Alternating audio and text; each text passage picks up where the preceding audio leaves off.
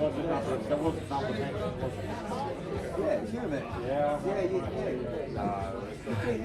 evening, everyone. Good evening. Oh, fuck me, Harbour Club. We can do better than that. Good evening, everyone. Tied up. How are we all doing tonight? Are we well? No? Who said no? Who said no? Who's upset? Who's down in the dumps on a lovely day like today? No, we're all happy, we're all jolly. Welcome to Sit Down for Stand Up. We are the fastest growing comedy night in the country. Reason for that, we have one simple theory. Funny is funny. You may hear things you like, may hear things you dislike. Personally, we don't really give a shit, to be honest. We're here to make you laugh and have a good time. Is that a fair deal, everyone? Yeah. Absolutely love that. This is a fantastic, lovely, diverse crowd I'm used to, being from London, so absolutely love that here. Let me tell you a little bit about myself, because comedy is all about doing a little bit of bragging. I own Sit Down for Stand Up, and in the last 3 months, ladies and gentlemen, I have lost over 20 kilos. You're looking at me from this angle. When you see that angle, it's a bit more, you know, a bit more good. I'll tell you now, it's hard work, determination, and Mongiano. Is anyone on the jabs out there? No, I see a few should be, but don't worry. If anyone's on there, fuck me, hasn't it got expensive? I've had to go back to cocaine. Honestly, it's so expensive. But when you are on a weight loss journey, what you'll do is as soon as you wake up in the morning, you won't eat anything, drink anything, 3 cigarettes, and then, you know, you'd weigh yourself naked. That's how we all do it, don't we? Exactly. And at my second brag of the night, I had sex 3 days ago, ladies and gentlemen. Once again, you've seen what I look like. That is a massive flex. The not so much flex is, it only lasted 3 minutes. But, oh, I built up a sweat. So I was like, I'm going to go weigh myself again. I gained 1 kilo. There's no way there was that much cum in my arse. I'll tell you that much for nothing.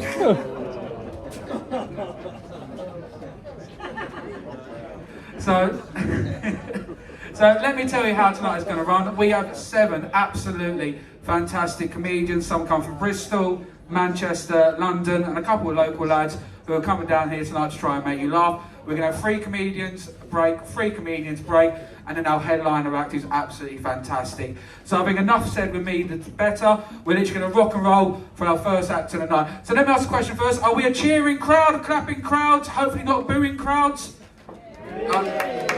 I love how one person claps as if she's already spoke to everybody here and she's already gauged what we're going to do. So we're a clapping crowd, yes? So let's do it, okay, let's do it. We'll do it now then. Let's do that, but 3 times better for our first act of the night. Can I get a big old cheer, please? You're going to absolutely love it, all the way from Southampton. Please welcome to stage the first act of the night, my guy, Zach! Zach Lacey!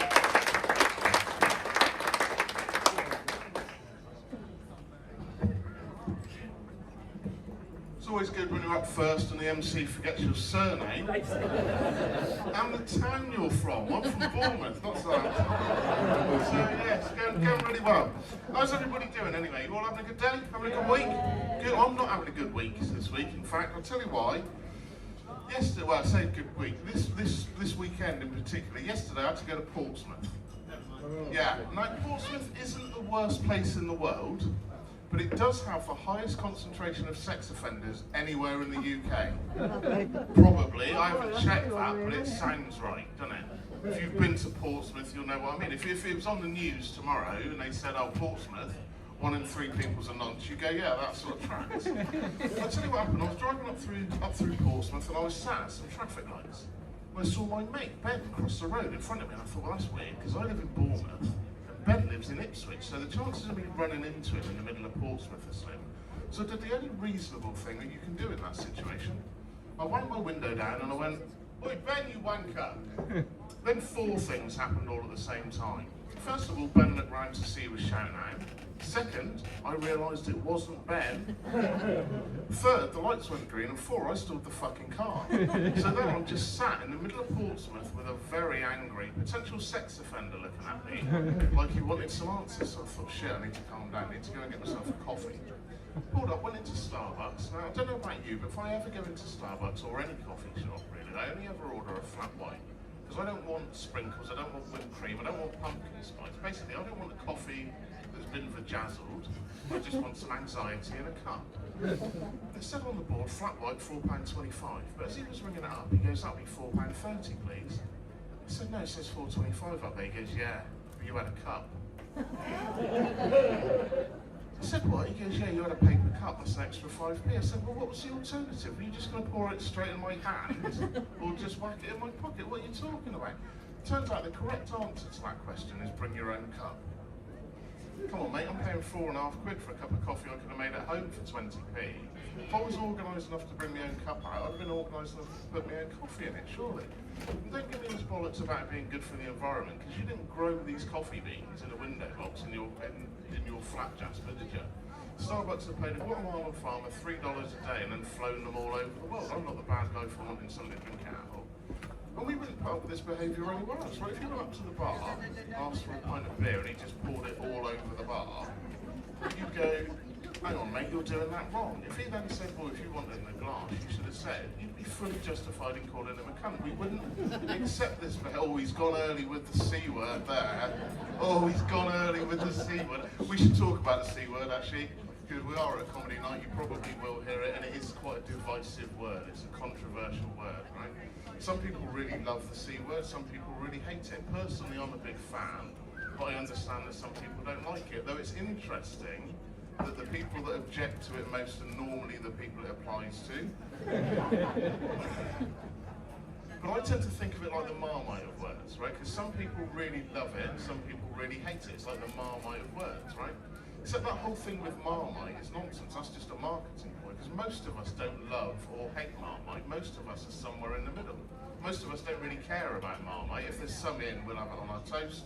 If there isn't any in the cupboard, we're not going to kick the dog, right? We don't really care either way. Apart from those people who describe themselves as Marmite. Have you met them? Fucking hell. Oh, I'm like Marmite. You'll either love me or you'll hate me. I'm wacky, I'm crazy. No, you're a cunt. Every time. Every time. The reason I was in Portsmouth actually the other day, I was doing a gig, and it went alright, but as I was coming out of the gig, I was walking back to my car, and I don't know about you guys, but if I'm ever walking at night and I see a woman walking alone at night, I always try and cross the road, right? If she's walking in front of me, I always try and cross the road, because I don't want to be that guy, you know, the guy that creeps up behind women at night. I've got no interest in that. So I saw this woman, and I started to cross the road, and as I get into the middle of the road, I realised there was another woman on this side of the road. So now I'm just stood in the middle of the road, going, shit, well, what do I do now? Because whatever I do now, if I go to either side, that woman is going to think that I've selected her for whatever vileness I've got in mind. So I don't want that either. So I start walking down the road. And that's not helping at all, because now I'm walking down the middle of the road like an escaped mental patient. It's not helping at all, and it went on for too long. It went on for way too long. At one point, I thought I'm going to have to phone the police myself here. And then I thought, well, maybe I'll announce myself. Maybe I'll shout out, "Don't worry, everybody, I'm not dangerous." Fortunately, I didn't do that, but I had to do something. I thought I need to get ahead of them, so I started to run. So now I'm running down the middle of the street in Portsmouth at 11 o'clock at night just to prove I'm not a sex criminal. Absolute nightmare. Absolute nightmare. So that was my week in Portsmouth. So what else can I tell you about myself? So later on this year, next month in fact, I'm going to turn 48 years of age. Now you might agree with this, you might completely disagree with it, but I have been told I don't look like I'm nearly 48 years of age. Which I suppose just goes to show that phrase, black don't crack, is true. Or, in my case, beige don't age. See, I am mixed race. My granddad was from Brazil. Right, so that makes me about 25% black South American and about 75% white British. And that's an interesting ratio. See, because that means I'm dark enough to have been called the N-word, not dark enough to use it. No. Right, if I see a group of black guys in town, I can't walk up to them and go, all right, my ninjas, what's going on? Because that's going to end really badly for me. Ask me how I know. When you are mixed race, it's interesting. You do get like a mix of the traits, and I do, right? So I've got some what you might think of as more black traits, and some what you might think of as more white traits. So, for example, from the white side, I get my dancing ability. Right? I dance like I'm absolutely fucking riddled with special needs. It's horrendous. I'm sure George Michael would describe me as having guilty feet. It's horrendous. You don't want to see that. But as a positive from the white side, I do have an overdeveloped sense of self-importance and privilege, so that kind of balances itself out. From the black side, I get my swimming ability. I swim like a stone, right? If you go to the swimming pool, you probably do widths or lengths. I don't, I do depths. Panicky, screech depth. If you watch the Olympics, you see the black guys, they're running like fuck. You don't see them in the swimming pool. It's almost as if there's some kind of generational trauma or phobia going on, where maybe, I don't know, 400 years ago, the black guys had to run away really quick, and if they were caught, they were rounded up and put into boats they didn't want to be in. Little slavery joke for you on a Saturday night. It's always good fun, isn't it? But as a positive from the black side, I do have a massive set of lips, which is handy because when I was at school, somebody said, "Doesn't matter if you can't swim, Zach, because you've got a pair of armbands strapped to your face," which is nice.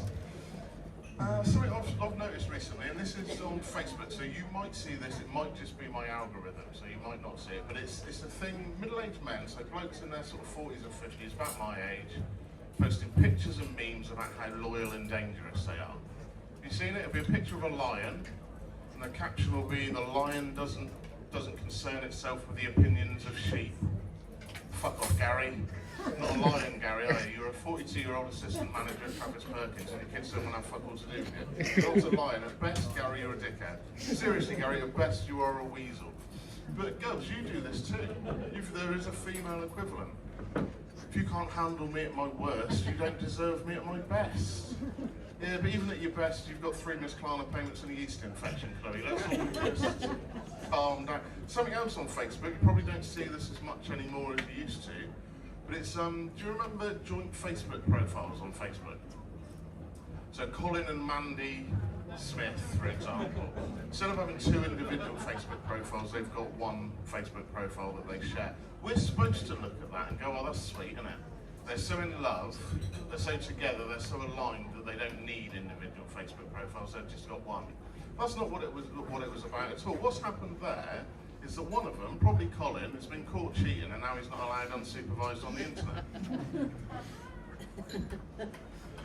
About 5 years ago I got divorced, so that means over the last couple of years I've been on the dating apps. Anybody else been on the dating apps? No? Nobody? Okay, so some people have, but nobody's good. There's a couple here that have just looked at each other and say, "Don't fucking tell him." So we're going to talk to you. What are your names? Did you? Which one? Hinge. Oh, the Hinge is the posh one, isn't it? No? Oh, fucking hell. That's brave. She sat right there. Anyway, so yeah, you might have found this. I did, because I was married for 16 years. And what I found on the dating apps is that it was the whole dating world had changed. It was completely new to me. And I've learned quite a lot on the dating apps. The first thing I think I've learned on the dating apps, or the most important one, is I don't want to be a stepdad. Because frankly, I don't like other people's fucking children. You can't tell me what to do, you can't make me eat that apple, you're not my real dad. No, I'm not your real dad. I'm starting to see why you fucked off though. And I am shagging your mum. How'd you like them apples, you little prick?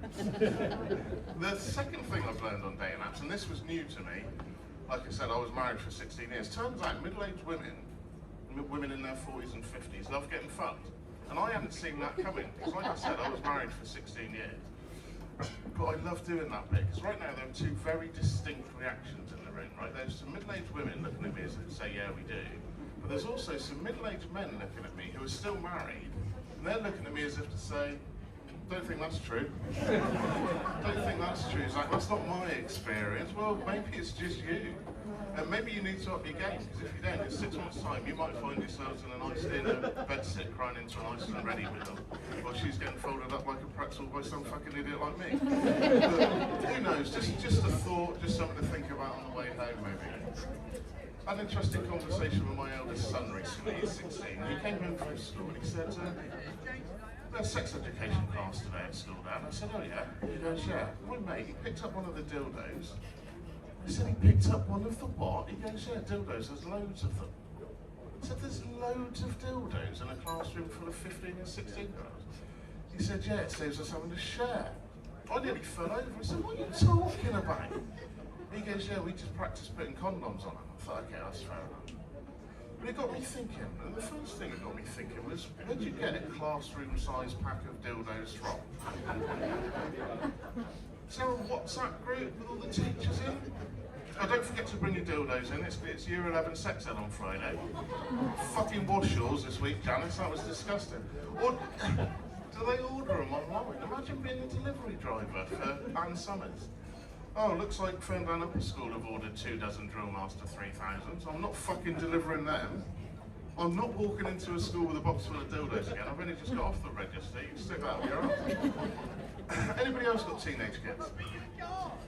Yeah, are they pricks? No. You got a daughter, but she's not a prick. Yeah, I suspect she probably is. Anyway, I've got 2 boys and they are pricks. Biggest pair of sarcastic, smart-ass drinks you can ever wish to meet, in fact. The problem is I can't complain about it because it's my fault. I made them that way because I too am a sarcastic, smart-ass prick. And when it's the 3 of us, if we're sat around taking the piss out of somebody else, it works perfectly, exactly what I wanted. Problem is, now they're a bit older, they've realised that they can join forces and turn on me. To give you an idea, I went in the chippy the other day to get some food, not for a day out, that would be weird. But when the food was ready, the woman handed it to me and she goes, enjoy your meal. And I said, out loud, you too. Outside, the little one goes, Dad, did you just tell the woman in the chip shop to enjoy the meal she's not about to eat? I said, yeah, I did do that. It's a bit weird, that, Dad. Don't think I'd have done that. I don't know where you'd, all right, shut up, get in the car. The older one took a slightly different approach. He kind of looked at me sideways and went, knobhead. If I'd have called my dad a knobhead when I was 15, I wouldn't be here telling you this story, but the world's changed. You can't hit kids anywhere. You can't even mark. If you know where to put the cushion, you know what you're doing, you get away with it. But the 15 or 16-year-old he is now, he's been making me laugh recently. See, about 6 months ago, he started talking like it's an episode of Top Boy. You know the TV show Top Boy? It's all man then, blood, bro, fam, all this nonsense all the time. I was on the phone to him the other day. I said, all right, mate, I'll come and pick you up in about half an hour. I'll see you then. And he said, calm, fam, say nothing. Fuck are you talking about, Chuck? He'd already gone at this point. He had a drug deal to do or somebody to stab, presumably, I don't know. And the thing is, he's from a place called Verwood. Now, if you don't know where Verwood is, it's semi-rural, East Dorset, halfway between Bournemouth and Salisbury. Do you know what else is halfway between Bournemouth and Salisbury? Fuck all. Horses, trees, fields and inbreeding. There is nothing there worth talking about. Do you know what isn't halfway between Bournemouth and Salisbury? South East London or Jamaica, so fuck knows what he thinks he's doing, but he's not getting away with it. And he's my son. He's 12.5% black, at best he's Magnolia. I don't know what he thinks he's doing, but he isn't getting away with it, little dickhead. But he was part of probably the funniest conversation I think I've ever had recently. See, like I said, he's 16 now, he's got himself a girlfriend. And at 47 years of age, I think I'm probably too young for grandchildren, and I'm pretty sure he doesn't want chlamydia. So me and my ex-wife had a conversation and said, maybe it's time we sat him down, had a chat with him, make sure he's wrapping it up, right? So I went over there, and the guts of the conversation with me saying, look, I don't want to know the details, but if you need condoms, just let me know, and I'll either get some for you, or I'll give you the money, and you can go and get them yourself. And I get on the phone with my ex-wife, and what she said next was fucking phenomenal. She said, just don't buy the flavoured ones, because they don't taste of anything. Now, Shoreham, I don't know if you've ever been in the same room as your ex-wife accidentally telling your 16-year-old son she sucks cocks, but I can thoroughly fucking recommend it as a day out. I've been to Alton Towers, doesn't even fucking come close, right? He was trying to teleport himself out of the room. She was trying to suck the words back in, and despite her apparent vast experience, that wasn't working. And I was on the floor fighting for my fucking life. Best day ever. Honestly, best day ever. But like I said, I normally come out on the wrong side of these conversations, so I was quite pleased that day. I thought, okay, maybe that's a win for you, Zach. Until a couple of weeks later, I was talking to him. And he said, Dad, do you remember those condoms you got me? I said, yeah. He goes, I had to get some different ones. I said, why? What was the problem? He goes, well, the ones you got me were a bit small, a bit tight. I said, well, you should have just said I could have got you some different ones. He goes, well, didn't like to say in case they were the ones you usually use. And nobody likes to outdick their dad, apparently. But in many ways, I'm kind of glad I have that relationship with my kids where we can be open and honest with each other and have a laugh. Because that shows they're confident, right? And that's a good thing as far as I'm concerned. Because when I was a kid, I wasn't very confident. In fact, I was quite shy. Here's why. When I was about 7, we were at school getting ready for a nativity play. When you're 7, getting ready for a nativity play, the first thing you want to know is what role am I going to get, right? If you're a boy, you want to be Joseph. If you're a girl, you want to be Mary. I didn't get either of those. I went to Stephen Jenkins and Caroline Wilkes. Absolute bullshit, in my opinion. I thought maybe I'd get to be a wise man or a shepherd. No, I didn't get either of those either. Because my teacher, Mrs. Beecham, who, not to put too fine a point on it, was a fucking bitch, cast me as the wind.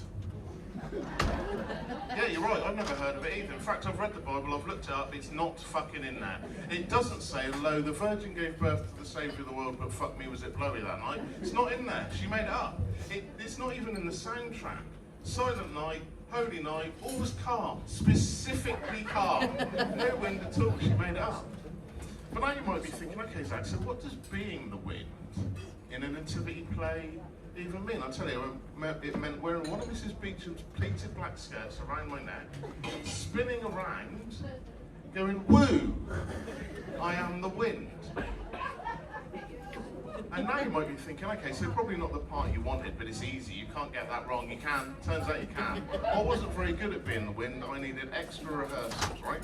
So while the rest of my class were in our classroom learning how to read and write and finger paint, paint wasn't a girl in our class, I was sent out into the corridor to practice being the wind on my own. So picture that, little 6, 7-year-old Zach in the corridor on his own, spinning around, woo, I am the wind. Until another teacher came out of her class to ask me what the fuck I thought I was doing. And this was in 1985, it was before autism. Right, if that happened today, that second teacher would have put her arm around me and gone, I think we'll get you tested. So I'm not then, she just looked at me and went, oh, dickhead, then I am. Oh, honestly, they probably had a conversation about it in the staff room. If you got that Zach Lacey in your class, yeah, keep a fucking eye on him. It's a simpleton, don't give him the scissors. I was probably an inch away from sitting on the table with the div kids eating crowns and setting fire to stuff, horrendous. But they do say, and I'm going to leave you with this, they do say that every cloud has a silver lining, and this story does actually have a happy ending. Because like I said, that happened in about 1985, and at the time, Mrs. Beecham had to be 60 years of age if she was a day, so now I can take comfort in knowing she's almost certainly fucking dead. You've all been amazing, I've been Zach Lacey, thank you very much.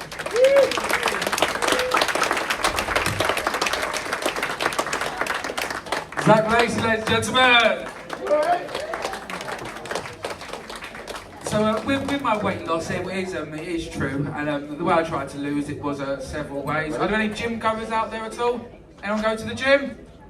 No one goes to the gym. I mean, I tried going to the gym, but it didn't really work. I kept getting distracted, you know, with all the tight clothes, the breasts going up and down, and I went to an all-men's gym, so it definitely didn't work for me. So instead I thought I'd try a bit of swimming. Does anyone enjoy swimming out there? Enjoy swimming? Absolutely love swimming. If you love swimming and you love giving back to charity, I recommend you join me in this thing. We do it in January every single year for charity, and it's amazing. It's for a fantastic cause. We all get together and we all swim out, and you touch the local boy. Not that kind. And then you swim back. And honestly, it was such a good cause this year. 112 of us swam out and 762 swam back. It was truly fantastic. Right, ladies and gentlemen, are we ready for our next act of the evening? He's a London lad, you're going to love him. Please welcome to the stage, Callum McIver!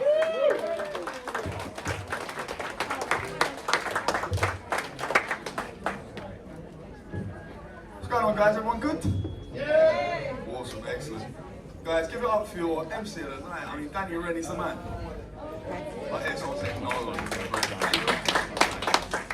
Guys, I thought I'd dress up for you today.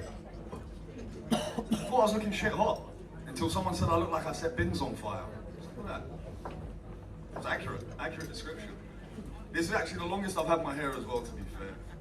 I usually get it skinned. But I was messing about a bit, trying to get a new doing that, and I was going like that, and I clocked. If I go like that, I look like a Russian Muslim.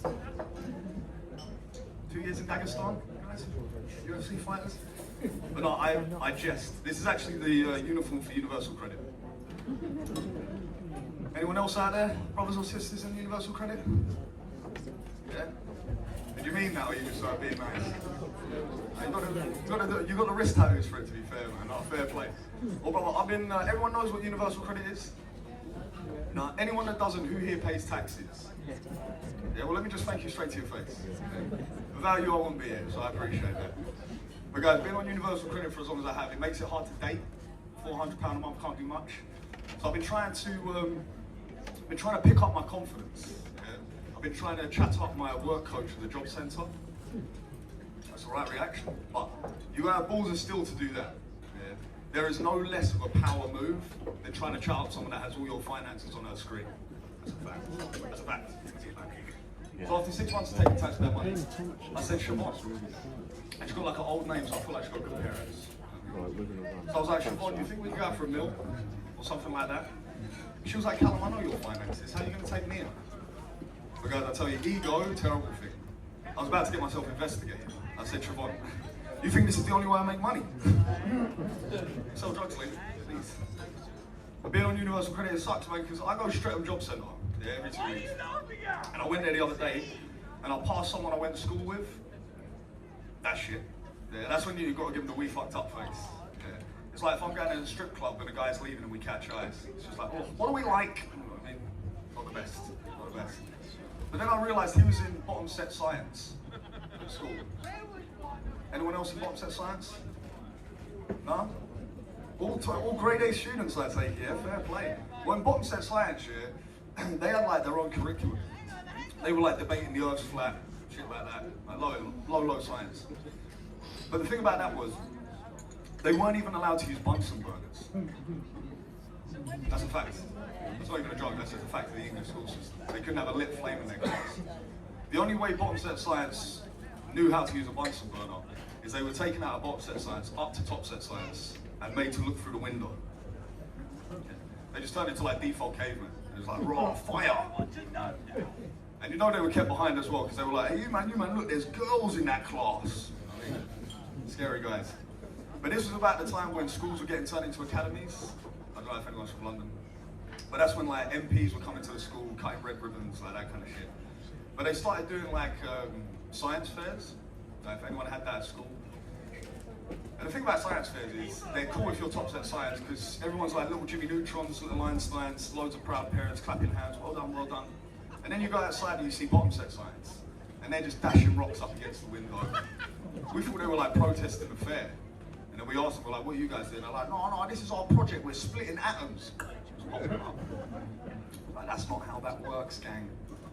But guys, I broke up with my girlfriend a couple of months ago. That's fine, that's fine. Save the sympathy for the end of the set. No, that's fine. But she was from Saudi Arabia. It's cool. Usually gets a standing ovation. That's fine. That's a big deal for a council estate guy. Saudi Arabia. It's a big talking point at Christmas. You know what I mean? But we were from two different worlds. Yeah.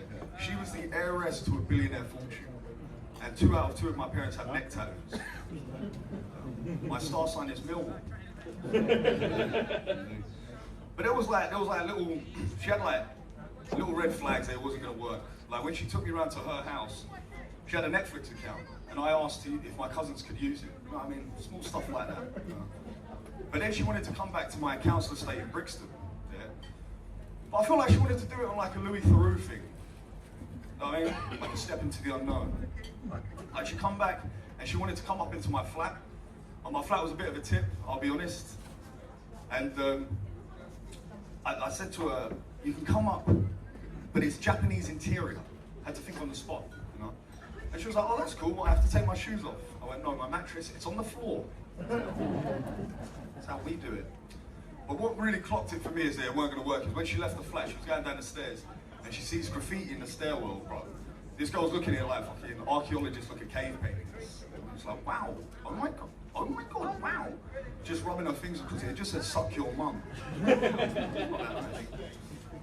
Alright guys, this next bit, it splits rooms. White people, give me a shout. Why can't we just harness that energy into a movement? It's a disgusting joke, I'm going to say it again. No, they love that in Bermondsey. Love that in Bermondsey, South London. They're like, he's our leader. I'm like, chill out, it's a joke, boys. Come on. I'll tell you what, maybe you guys don't know it. On the open mic circuit in London, very multicultural, diverse. It's awesome. Can we get a massive cheer for diversity, guys? That wins the crowd back, yeah. But the thing about it is you get people from all different countries. You get people from countries you didn't even think were funny.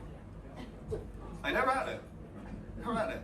Anyhow, your country has a $200,000 bill, not much laughter coming out of it. It's true. If your country's army wear flip-flops, time to get out. If your country's leader gives a speech to the nation in a Man United shirt, time to move. And we get South Africans that come up on the open mic circuit, voluntarily, God bless them. Have you met any South Africans here tonight? That's what I'm saying, bro. We've all seen Blood Diamond. Tough place. And so they come up, and the thing about it is, it's like they're carrying the troubles of Johannesburg on their back. You know what I mean? Like they'll come up and it's just like everything's a threat. It's like, can you hear me at the back? It's like, wow, okay, that was tough to hear. They're just holding the mic like a knife. It's like, is everyone having a good time? Like, whoa, people are dark, you know? You can't even relate with them. Like with you guys, I'll be like, remember the last time England won the World Cup, you know? But with them guys, it's like, you know when you're a child and your parents go missing? I was like, no, I don't. Guys, I'll try some new stuff for you guys, man. The other day, someone said to me, Callum, do you have white privilege? I said, well, blow me away. That's a hell of a question. I said, that's too deep a question for me to even answer. I'm going to go to the wisest man I know. So I went to my Uncle Hubert, who lived in the Midlands. I said, Uncle Hubert, do we have white privilege? He said, Callum, son, you got to be careful with a question like that, but sometimes you can get half the answer from the question itself. I said, well, Uncle Hubert, that's one of the wisest things I've ever heard. It was just, son, we haven't got white privilege. But it is a privilege to be white. I said, Grandad Hubert, can't say that. Love that one. But guys, I'll probably end it on this one. Who here's been robbed? No one? I need to move out here, to be fair, bro. This place is a good vibe. I was kind of looking out for like the St. George flags on the lamppost. That's my kind of vibe, I'll be honest. Not your vibe? Cool. No, that's fine. You're up for that? This does feel like a Restore Reform meeting up in here. It's good vibes, guys. But the thing about it is, I've been robbed. Being from Brixton, used to get robbed all the time. The worst place I ever got robbed was in Moscow Metro in Russia. Horrendous. Anyone been Russia? Yeah. Give it a go, it's not too bad. Stay away from the metro, but it's decent. It's not too bad. And I was there one time on the underground, and I'm FaceTiming my boy in English, yeah? And we have these 4 Russians come around me, yeah? Hammerhead sharp looking guys, scary guys. And they come around and go, what you do here, you English bitch? We hear English, what?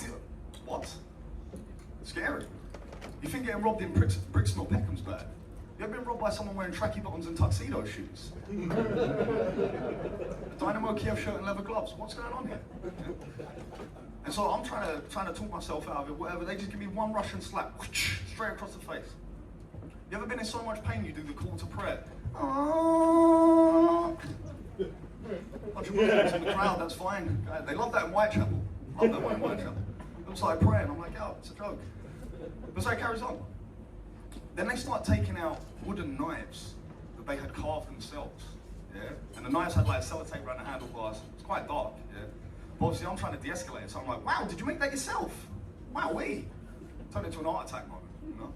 Shut up, English. You guys, you think you're like hooligan. What football team you support? I don't know, in Russia, football's a big thing. I think I'm getting stabbed. I say Mill, yeah? I'm from South London, that's my team. But as you guys know, Mill will have a bit of a reputation for being like a racist team. So these Russians saw a friend in me, straight away. You've never seen beef deaded quicker, you know? It was like undercover boss when they tell them they're the boss, the whole vibe changes, you know what I mean? It's like, Millwall, oh, we've only read about you in books. I'm like, cool, no worries, yeah, I'll take that. But now they've taken me under their wing, but they gave me the vibe like things could change quick, yeah? And so they're saying, so brother, you're from London, what do you think of Moscow? I'm like, yeah man, really good, really enjoying it, man, yeah, cool. He goes, so brother, you look like you go gym, you're a big guy. I'm like, not as big as you, man, but I try my best. Anything not to get stabbed. Yeah. And then he goes, so brother, you support Millwall. You beat up black people? I'm like, oh, all the time.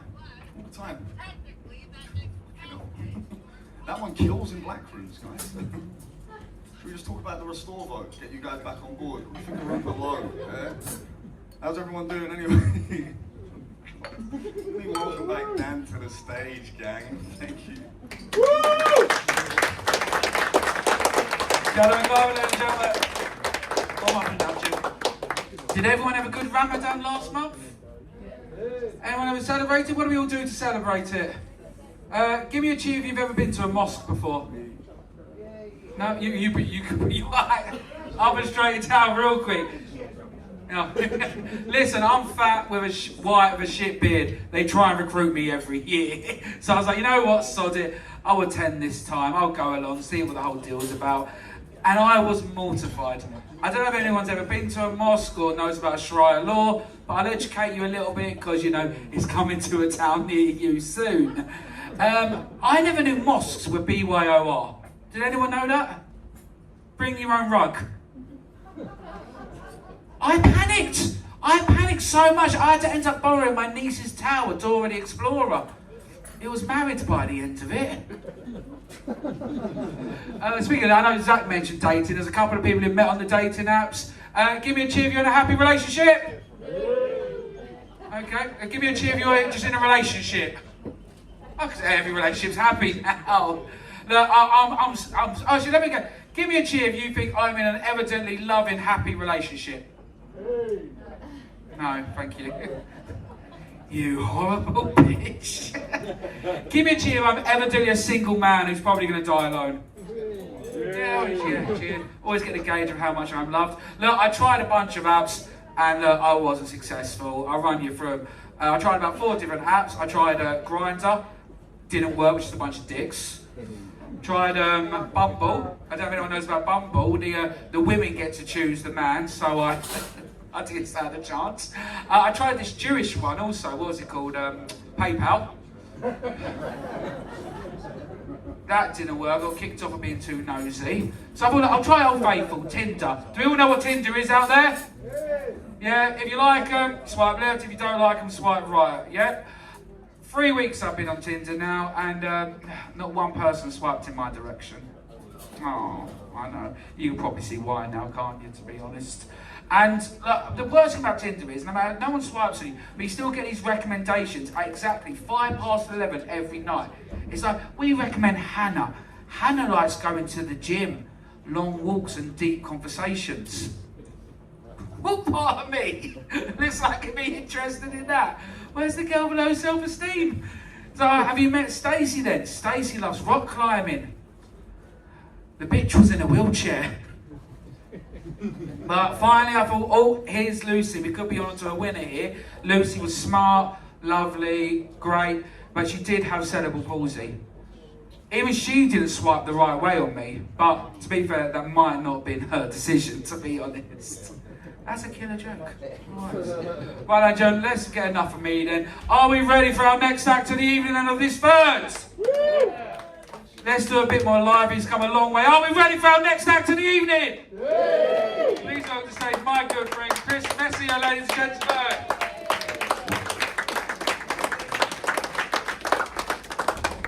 Good evening, how are we all doing?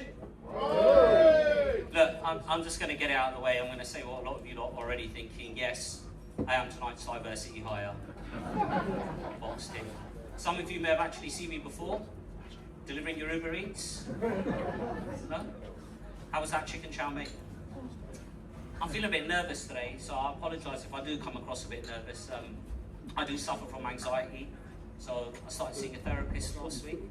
Yeah, so one thing they told me, they gave me some advice to make myself feel a bit more confident, was to do a bit of retail therapy. So I went to Primark earlier today, bought myself a nice new shirt. Do you guys like it? Thank you.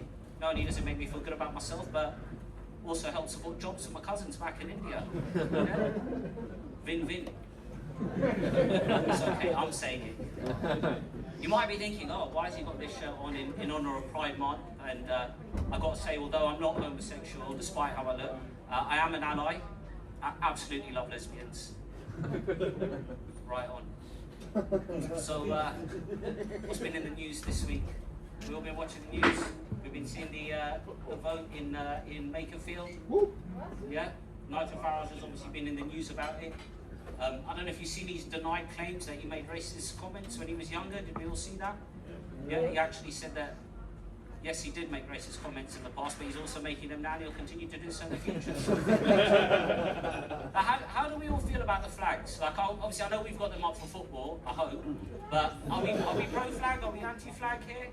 So, look, I'll tell you now, I'm pro-flag. Honestly, I'm pro-flag. I think it's brilliant, because to me, honestly, nothing shows like the power of England more than recording yourself on a Korean phone, putting up a flag made in Pakistan to celebrate a guy born in modern-day Turkey, right?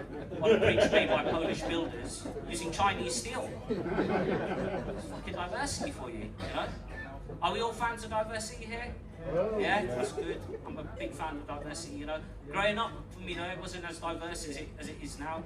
You know, I remember after school, all the black kids would just play the black kids, all the white kids would just play the white kids, and us Indian kids weren't allowed outside. Someone had to help in the shop. But nowadays, you can walk down any high street in the country and you'll see a group of young men all hanging out together, all of different colours, you know, and honestly, you have no idea which one of them is going to steal your iPhone. Hot luck, you know.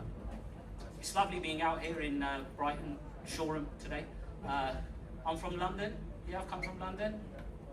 Oh, okay, usually someone would call me a wanker by now, but you might be wondering, oh, why has he travelled so far? It's like nearly a 2-hour drive just to perform for, you know, like 10, 15 minutes, you know, 20 at best, right? And let me tell you, I'm a man. I've gone further for a shag. And that was only 7 minutes. 3 of which I was crying. It was nice to see my old Sunday school teacher though, so that was nice. So, my name is Chris Massey, not to be confused with the feeling that many of you usually have around December time. That's a slow burner, isn't it? It's actually short for Christopher, which just goes to show that cultural appropriation works both ways, right? But if you want to know the story, like how I got my name, it's a beautiful story. It's actually named so I almost died during childbirth, right? And as a thank you, my mum named me after the doctor that delivered me and saved my life. Which is beautiful, really, isn't it? Beautiful, amazing. I mean, the most amazing thing was, there were no Indian doctors on the ward that night. Not a Sanjay in sight. So weird. So give us a cheer if you're anti-racist. Some of you are lying. It's alright, you know. To me, racism is a lot like picking your nose. Most people wouldn't dare do it in public. When you think nobody's looking. Or is that just me? Okay. I'll give you an example though. I'll tell you how. Oh, there we go. I'll give you an example. Everybody does it. Everybody does it, right? You're walking down the high street, you see a brand new Mercedes, and you see a white man driving it, you think he must be a successful businessman, right? We're all guilty of it. You see a black man driving it, you're like, oh, well, he must be a drug dealer, hey? You see an Asian guy driving it, you think it's your fucking Uber. We all do it, even me. But honestly, for me, genuinely, when it comes to race, I don't see colour. I hate everybody equally. I'm sorry to say it, old people especially. Oh, fuck me, I'm sorry, I hate old people. Most people are arseholes. Old people are arseholes with more experience and less cognitive function. You know? This room is probably not the best place to do this joke. But all I'm saying is, personally, I think when you get to the age of 67, you should be entered into a Hunger Games style tournament, just to see if you deserve that state pension. Let's see if Mavis can scan less than 20 items in fucking 20 minutes. It's not going to happen. It's not going to happen. We've been enjoying the weather. It's been really nice, hasn't it? Yeah, what have we been up to today? I've been outside, obviously, clearly, topping up my tan. Yeah, I'm actually white, so. The weather has been nice, but I don't know if you guys are aware, the Met Office have issued a storm warning next week. Yeah? But they are worried that people aren't taking it seriously enough, and I think I know why. It's because in this country, we name our storms after, like, old English ladies, like Ethel and Mavis. Like, who's going to be scared of a storm called Mabel? What's Storm Mabel going to do? Topple over your bins and offer you some tea cakes? If you really want the people of England to be on high alert about a storm coming from across the sea and decimating the country, next time, call it Storm Abdul Rahman Salim. everybody would be shutting their doors.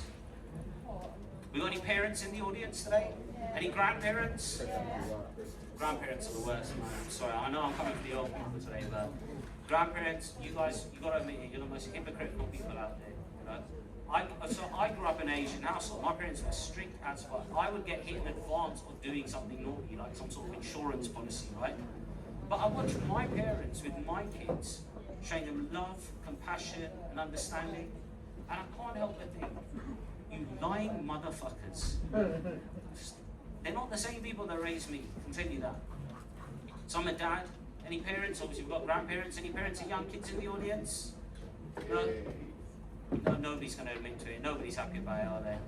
Yeah, at the back. There we are. I heard somebody at the back. I've got kids, and it is tricky. There's a lot to deal with kids, especially now the summer holidays are coming up. Like, you've got to think about how do we constantly keep them entertained, and it's so expensive, you know. All these subscription services, you're paying $14.99 for Netflix, $12.99 for Disney Plus, $24.99 for Pornhub Premium. Yeah, I think maybe that's my one. I'll make a slight confession, actually. I shouldn't admit this, but I do watch too much porn, and my wife actually caught me watching porn last week. It's actually gay porn. It's a gay gangbang, in fact. But like, she called me disgusting, which I thought was a bit hypocritical, because she watched the Jeffrey Dahmer program on Netflix, you know. At least my gay guys were having a good time. It is hard to bring up kids. The other thing everyone's got to be worried about, we're all concerned about at the moment now, is ultra-processed foods. We've all heard of this, ultra-processed foods. You've got to be careful about what you give your kids, because if you give them too much of it, they start developing earlier than they should, which is obviously scary, you know. Just the other week, we had to take my 11-year-old bra shopping. Do you know how embarrassing it was for him? Terrible. Look, I do love being a dad. It is fun, but it definitely has its ups and downs. I think we can all agree on that, right? Parenting is a roller coaster ride of emotions. You know, sometimes I look at my kids and I think to myself, how fortunate will be my wife to create two such beautiful beings. Other times, I wish I just came on the tits instead. Would have been cheaper. Sometimes I look at them and, you know, I just want to hold them and protect them with everything I have. So my kids on my wife's tits. And sometimes I find myself looking at booking a holiday to Portugal and leaving them unattended in their bedroom while me and my wife have dinner downstairs. Or is that too soon? I mean, that's a bit too soon. If you don't like that one, you're not going to like this one. Look, I'm a father to two girls, right? And I tell you what, it's an eye-opening experience. There's so much you have to learn about being a dad to two girls. And one of the things nobody prepared me for was the amount of clothes I have to deal with. Oh my God, there's so many clothes I have to sort out. And as they're getting older, it's getting harder to tell the difference between their clothes and my wife's clothes. At some point, I am going to have to stop sipping her panties.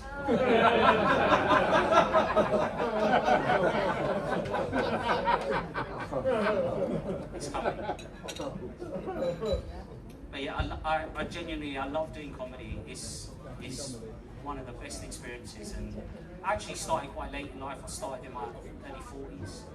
And one of the reasons why I wanted to do it was I wanted to show people that it's never too late to try something new. Never, you know.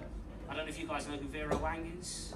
Some stylish people in the audience. You know, she's a fashion designer. She didn't design her first dress until she was 42. Colonel Sanders didn't open his first KFC until he was 65. And Harold Shipman didn't kill his first old age pensioner until he was in his 50s. So it's never too late to go out and be something. Talking about old people, one of the people that really inspired me to do comedy was my granddad. Right? He really gave me the confidence in it. And he was an amazing public speaker. And I always remember the words of advice he gave me. So Chris, if you ever feel nervous in front of an audience, just imagine them all naked. How's it going, mate? You alright? He's a great public speaker, my granddad. Fucking terrible primary school teacher. Should never have been allowed there, of course. Never. As much as I love comedy, I'm going to leave you with this, right? There's one bit I cannot stand about stand-up comedy, and a lot of the comedians tonight will probably attest to this. When you tell someone a comedian, what do you think the first thing they say is? Tell us a joke. Yeah, tell us a joke. Now, you wouldn't do that in any other profession, right? So I've got a way around it. Next time someone asks me what I do for a living, I'm going to tell them I'm a full-time nonce. Conversation ender right there. Guys, you've been a lovely audience. I've been Chris Massey. Thank you so much. Have a wonderful weekend. That's all I can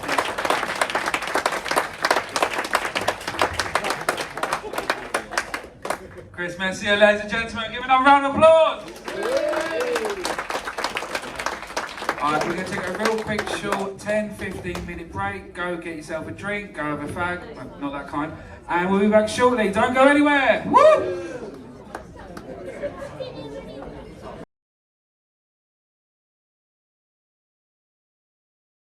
Oh, welcome back. We had our drinks. We're ready for the second third of this night. Love it. And you probably want to say to me, get off the stage, you fat bastard, and get the next act on properly. Oh, I love that. I love the attitude already. Let me ask a question. I always love asking the crowd out there. Is anyone a twin out there? Any twinnies in the room? No one's a twin. You've got twins, a pair right there. That's why I like seeing you laugh so much, because you go up and down, don't you? I love that. You're cooking the twins. I'm a twin, okay? And do you know you can always tell if you're the least favourite twin? It's nice and simple, whoever the afterthought on the birthday song is. To me, like, my name's Danny, and my twin's called Nick. It was always happy birthday to Nick and Danny. Happy birthday to you. I had one job on my birthday, only one job, and it was to light the candles for my twin. He blew them out. His dreams came true. Mine never did. But to give you a little bit of information about my twin, and you can probably see why, my twin is 6'4", blonde, good looking, and he's a doctor. Not... You... bitch! How could you tell? Listen, we're born in 1991. The film Twins, he's Schwarzenegger, I'm Danny DeVito, honestly. It's a bloody joke, I'll tell you that much. But you know, like I said, it was always been told, like, look, never compare yourself. And first of all, I want to give the biggest props in the world to my mum. From when I was 4 years old up to the age of 34, she's raised 3 men single-handedly by herself as a single parent. So let's give some love for that. It has left a bit of gap of knowledge in my life. I don't know how to put air in a tyre, how to put a shelf up, but I do know Gloria Gaynor, I will survive off my heart. So, you know, it swings and roundabouts, isn't it? But I was always told, look, never compare yourself to your twin. All right, cheers, Nan. He might be successful, handsome. All right, cheers, Nan. Bigger, all right, fucking hell, cheers, Nan. She didn't have to write it in my birthday card every year, though, did she? We never got on, to be honest. You know, I won in the long run. You know, she's dead now, so I win. She unfortunately, she did die of cervical cancer, which it came to no surprise to me. She was always a rotten cunt. I remember her last words on her deathbed were, "Finally, I'm at peace." We buried her next to Granddad, and he never shut the fuck up, so she can enjoy that one. But listen, look, the one that bastions about this country, and one thing that we should never take for granted is the NHS. Do we agree on that? Yeah. We love the NHS. I will never say a bad word about the NHS. But, my twin, being a doctor, he did milk it a little bit during COVID. Can anyone remember what we had to do Thursday night, 7 o'clock on the dot for the NHS? That's right, pots and pans, clapping, applaud the NHS.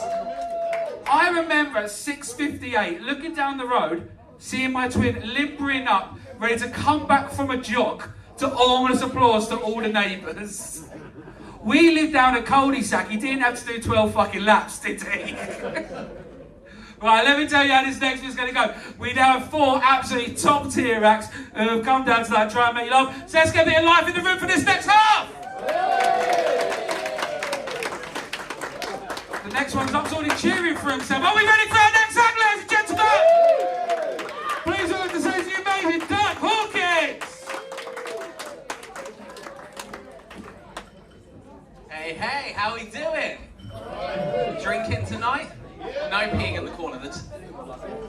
That's why you moved, is it? Yeah. For those who don't know me, my name's Doug.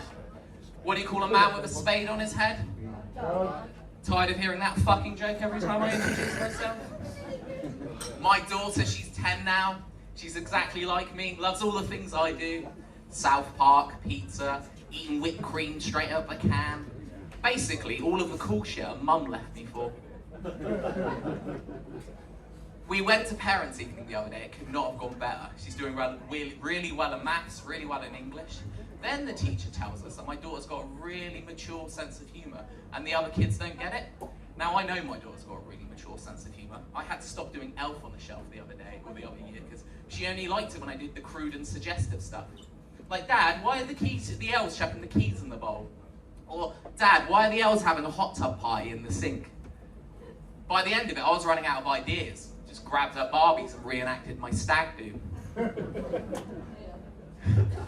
We were watching Detective Pikachu the other day. She goes, Dad, Mewtwo? That sounds like a movement for sexually abused Pokemon. So I know my daughter's got a really mature sense of humour, but I can't tell my ex that, or the teacher, so I've got to play along. Turns out a kid came into class that morning really happy. The headmaster said, she looked like a princess. My daughter from the other side of the room, she just scoffed and said, yeah, it means you look inbred. A lot of kids in that class had unusual names, including mine. I think it came from that fad when celebrities were naming their kids stuff like Apple or Brooklyn. You remember that? Yeah. Did you know that President Trump named his firstborn Barron? Barron? We all wish Trump's mum was. So I've got a housemate for the first time. It's pretty good. Little things I like about living there. Toilet flush is powerful enough to get rid of my pube trimmings in one. I like that. But I'm a little bit paranoid he can hear me wanking. Paranoid might not be the right word, actually. Embarrassment is embarrassment because he can definitely hear me wanking. I've got one of those wooden bed frames that bang up against the bedroom wall. You know, the ones from IKEA? Sounds like I've got a Jehovah's Witness trapped in there. It takes me so long to finish now that I'm older. It's like trying to bash ketchup out of a glass bottle. I've given up halfway through on occasions, just eating my chips dry. It's impossible now we've got the prohibition on pornography, isn't it? Do you remember when the internet was for accessible porn? I'm not doing the VPN thing. I'm too old to know what that is. Plus, I need plausible deniability for the things I tug it to. No.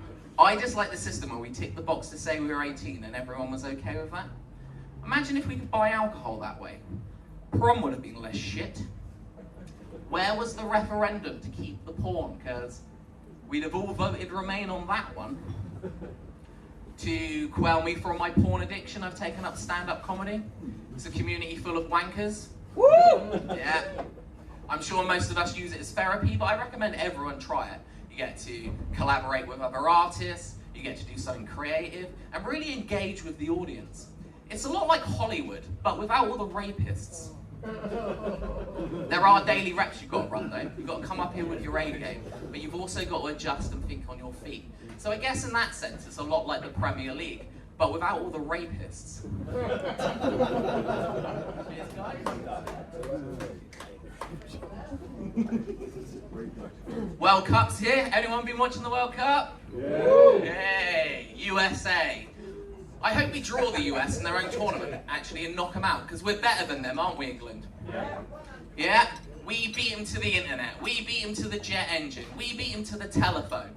And, thanks to Andrew not being able to sweat, we even had the original Fresh Prince. It's June now, and we've had the World Cup squad announced before the Epstein list. I had bets on Jordan Henderson being named, just not by the England manager. Anyone who's seen my act before will know that I've been really excited to find a Yank to get offended by an English football chant. And I think, on the England game last time, I think we found one.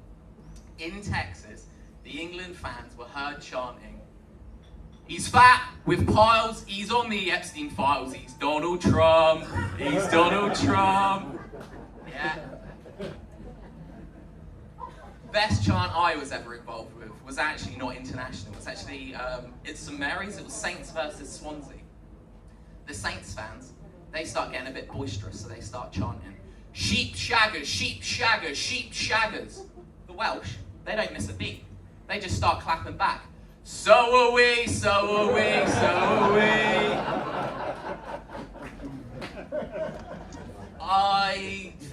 some people in the US, some of the pundits getting a bit worried that the English would kick off like they normally do, football hooliganism and all that. Yeah, I think we weren't too concerned over here. We know it takes cocaine and booze for them to go all football factory. In the US, the coke is all kept cut with fentanyl and the booze is all weak as piss, so shouldn't be a problem, should it?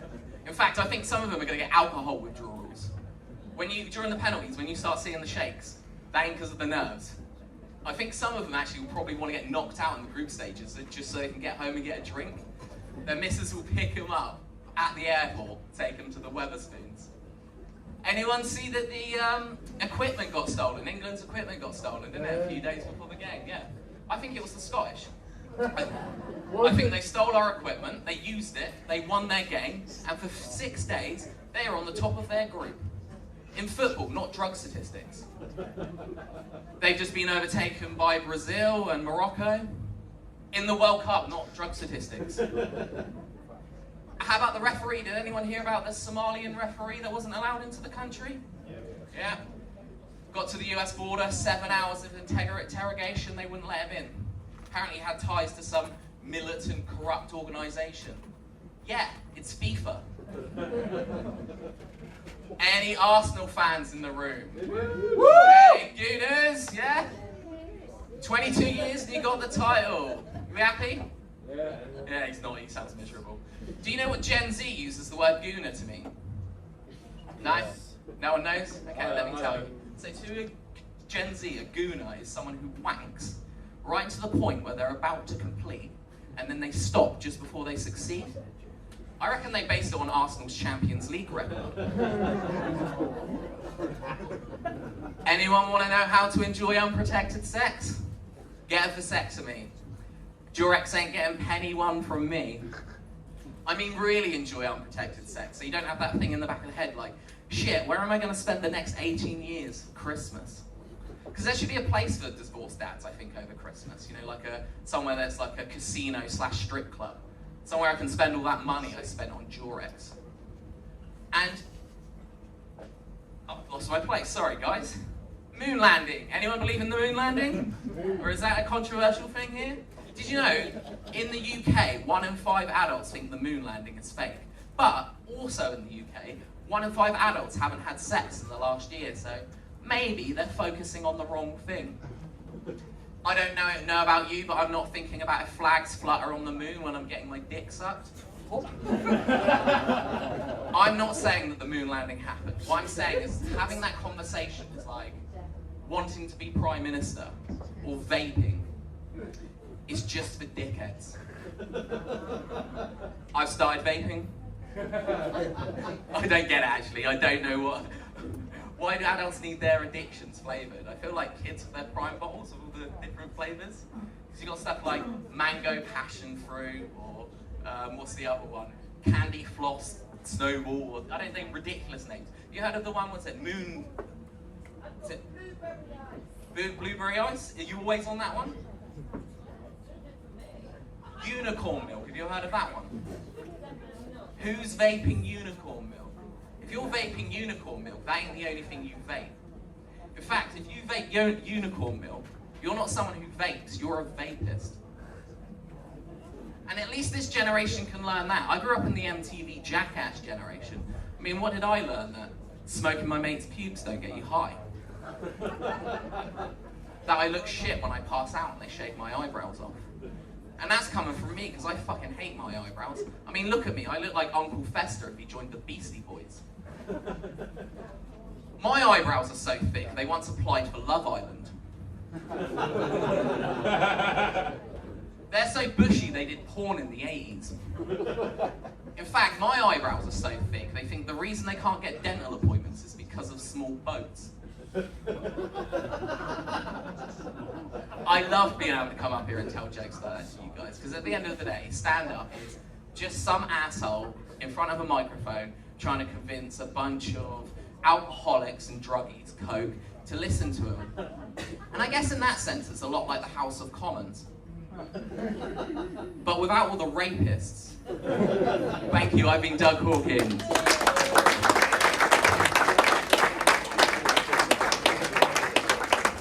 I tell you one thing I love about the World Cup right now. Two things that have really taken it for me. It was during our friendly game, can't remember who with, and the Americans tried to do a Mexican wave. And it goes all the way around until it's the English, and all they say is, fuck off. The other one in Boston, Scotland are in Boston right now, aren't they? Or they were. And the news in Boston was like, oh my God, I'm not going to bother with an accent, it'll be terrible. Any accent I do ends up going to Indian anyways, so I'll do it in English. They were like, oh my God, Scotland has drank Boston dry. All they have left is Bud Light. How's it true? So are we all having a good June so far? Let me ask you a question out there. Is June, is it Pride Month or Men's Mental Health? Column A, column B, like they've jumped on a little bit. So look, I'll say first now, that someone from London, I personally, with the LGBTQ movement, it doesn't bother me. I don't care, you can do what you want with your life as long as you're over 18 and it doesn't impact me, I don't give a shit. Do we all agree with that? Like, love and all, everyone's up to do whatever they want as long as they're over 18. But, the one thing I am upset about is that my best mate has now transitioned into a woman, and the only thing I'm upset about, I remember that when we were 6 years old, we promised each other we'd be boys for life. And the other one is men's mental health. Anyone suffering from men's mental health out there? Give me an R. Look, it's a very important thing, and it affects, what is it, 1 in 5 men. We all suffer for it, and we all need to endure it. Comedy is a great way to laugh at the bleakness of life and just get through it. I've told you, my best mate, I won't say his name, but Joe James, his dad took his life on Christmas Day, which is weird because they'd never hung anything in the bathroom before.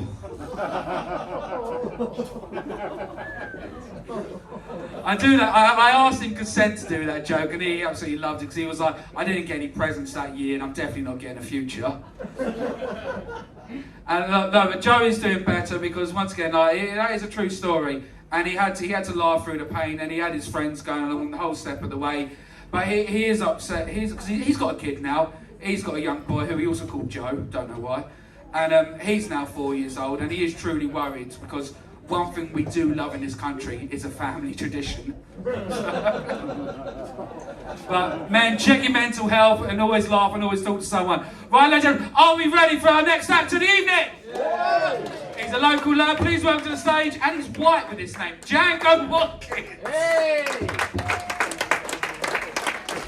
How we doing, everyone? How we doing? We having a good time? Yeah? Yeah, I'm from Brighton. Obviously, where else you get a white guy named Django? I don't know if you can tell by the way I'm dressed, but I went to film school. My mum loves telling her friends that. She'll always be like, I'm always telling her to tell her friends that I'm a filmmaker, but she uses a different word. She says, unemployed. I remember when I first left film school, she was like, Django, I think it's really important that you get a job. I was like, Mum, I'm watching French films. That is my job. Django, I think it's really... Mum, they're smoking cigarettes and it doesn't make sense. Django, I think it's really... Mum, it's deep and meaningful. Django, you're watching Ratatouille.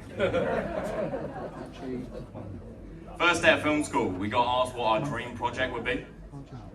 And some kid shot his hand up and said live action Ratatouille. Now, I don't think that'd be a good movie, but I think the behind the scenes would be sick. The director just yells, "Cut! Get this fucking rat off my head!" Call it Splattatouille. I'd want to direct that as well, because I'd cast Jared Leto to do it. Do we all know who Jared Leto is? Yeah, he's a prick. But he does method acting. We all know what that is. It's where you all get like super into the character. So he'd get super into the character of playing a rat. So he'd say something like, I lived as a rat for 6 months, I slept as a rat, I started a small little rat cult. And you'll be scrolling on your phone 2 months later, just see a news article. Actor Jared Leto found dead in his apartment, caught in a man-sized rat trap. Yeah, the best thing about film school honestly was getting to make my first film. So I put all my effort into it. I thought it was going to be amazing. Then I showed my entire class and went, fuck, I made that? That's one of the worst things I've ever seen. I hate it and I made it. I wonder if that's how parents feel when you tell them you're going to film school. The worst thing about film school, honestly, was the people. They said shit like, yeah, my favourite film is a 1930s masterpiece. It's 3 hours long, black and white, and completely silent. It captures perfectly how I'm a massive twat. That guy calls himself a cinephile. Don't do that. Don't call yourself a cinephile. What does that even mean? I thought it meant he was fucking the DVDs. If he is, they better be rated 18. I don't know about that one. If I come in there and Shrek 2's on the floor, I'm running an IMDbS check. Yeah, no, my name's Django, which is a bit weird, like, living in Brighton, that sometimes causes some contention. Like, I was ordering a coffee the other day from a guy with blue hair, and I said my name and he goes, Django, isn't that culture appropriation? No offense, mate, aren't you culturally appropriating Sonic the Hedgehog? You think Django's bad? My middle name's Cornelius. Django Cornelius Watkins. My name goes Cowboy, Roman Emperor, Estate Agent. Instead of a name my parents gave me, a fuck, marry, kill. Let's be honest, everyone's fucking the cowboy, marrying the emperor. Some of you are going, oh no, I've married the estate agent. What, you're taking a 40k salary over the spoils of Rome? You're killing him. You're cutting his head off and just booting it over there so you can be like, no, it's all right, go conquer Gaul on the weekend. Honestly, no, it's fine. It's not like we had plans with my parents. It's only been in the calendar for 3 months. Yes, it has been in the calendar for 3 months. Yeah, well, the cowboy had a bigger dick than you. That bit makes it sound like I've never spoken to a woman. I have. Spoke to my mum today. I don't know if you guys can tell, but I'm not very smart, like, not very bright. When the film Hereditary came out, I thought it was called Hereditary. To be honest, I thought Netanyahu was a search engine. Stole my data and claimed he owned it for 2,000 years. When Lou Ferrug's documentary, The Manosphere, came out, I thought it was about a bunch of spherical men. Turns out it was just about my cousin. He's super into the Manosphere thing, my cousin. He got into it when he was going bald. And to be honest, I kind of get it, like, he gets it. I kind of get, he got into it when he was going bald, and to be honest, I don't think it's because he hates women, he's just jealous of your hair.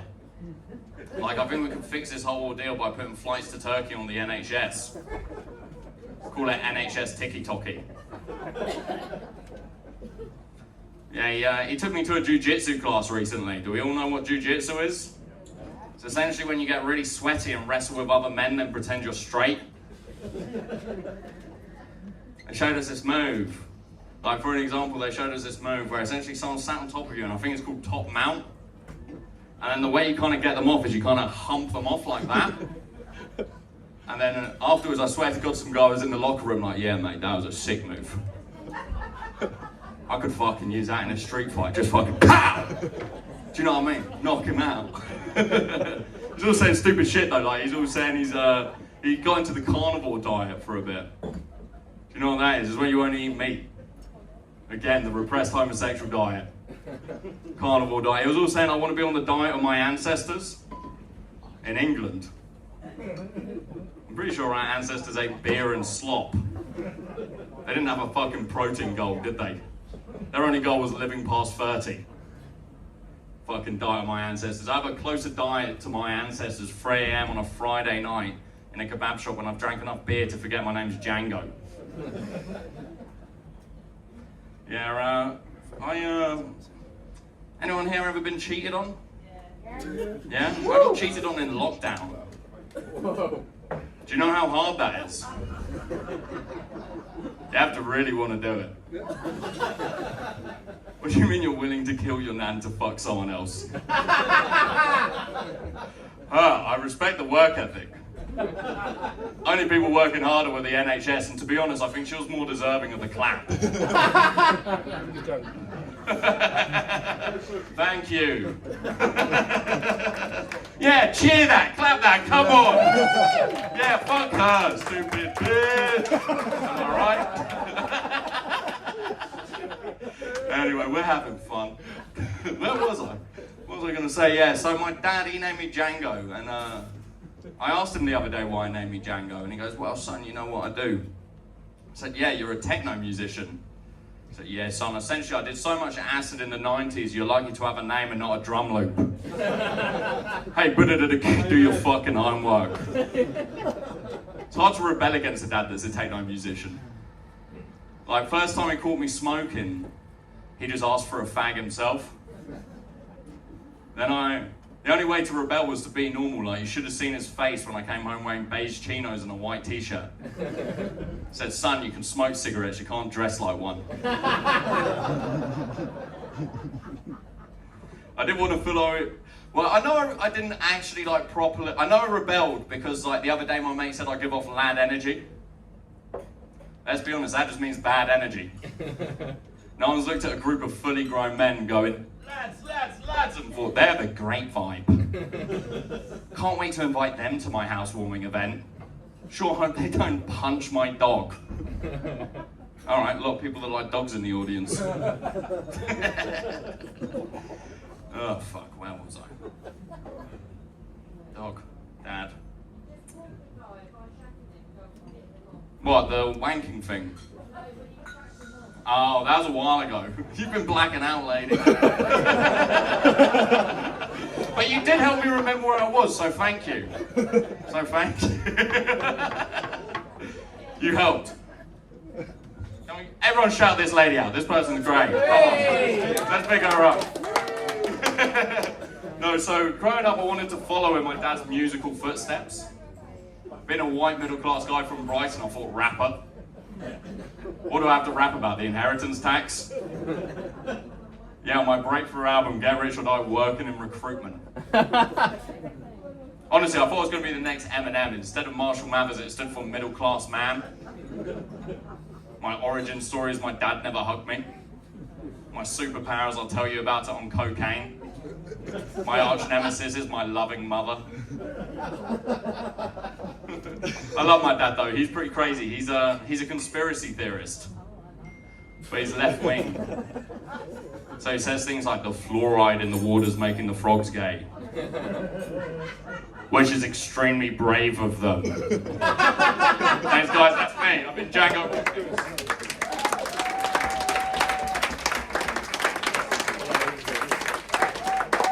Django Watkins, ladies and gentlemen. So has anyone out there recently done anything for charity? Any noble causes? You put your hands up, my love. Who's Debbie Dance? Debbie Dance Dallas? Belly dance. Well, I support that charity no matter what it is. Would you like to give us an example? Belly dance, ladies and gentlemen!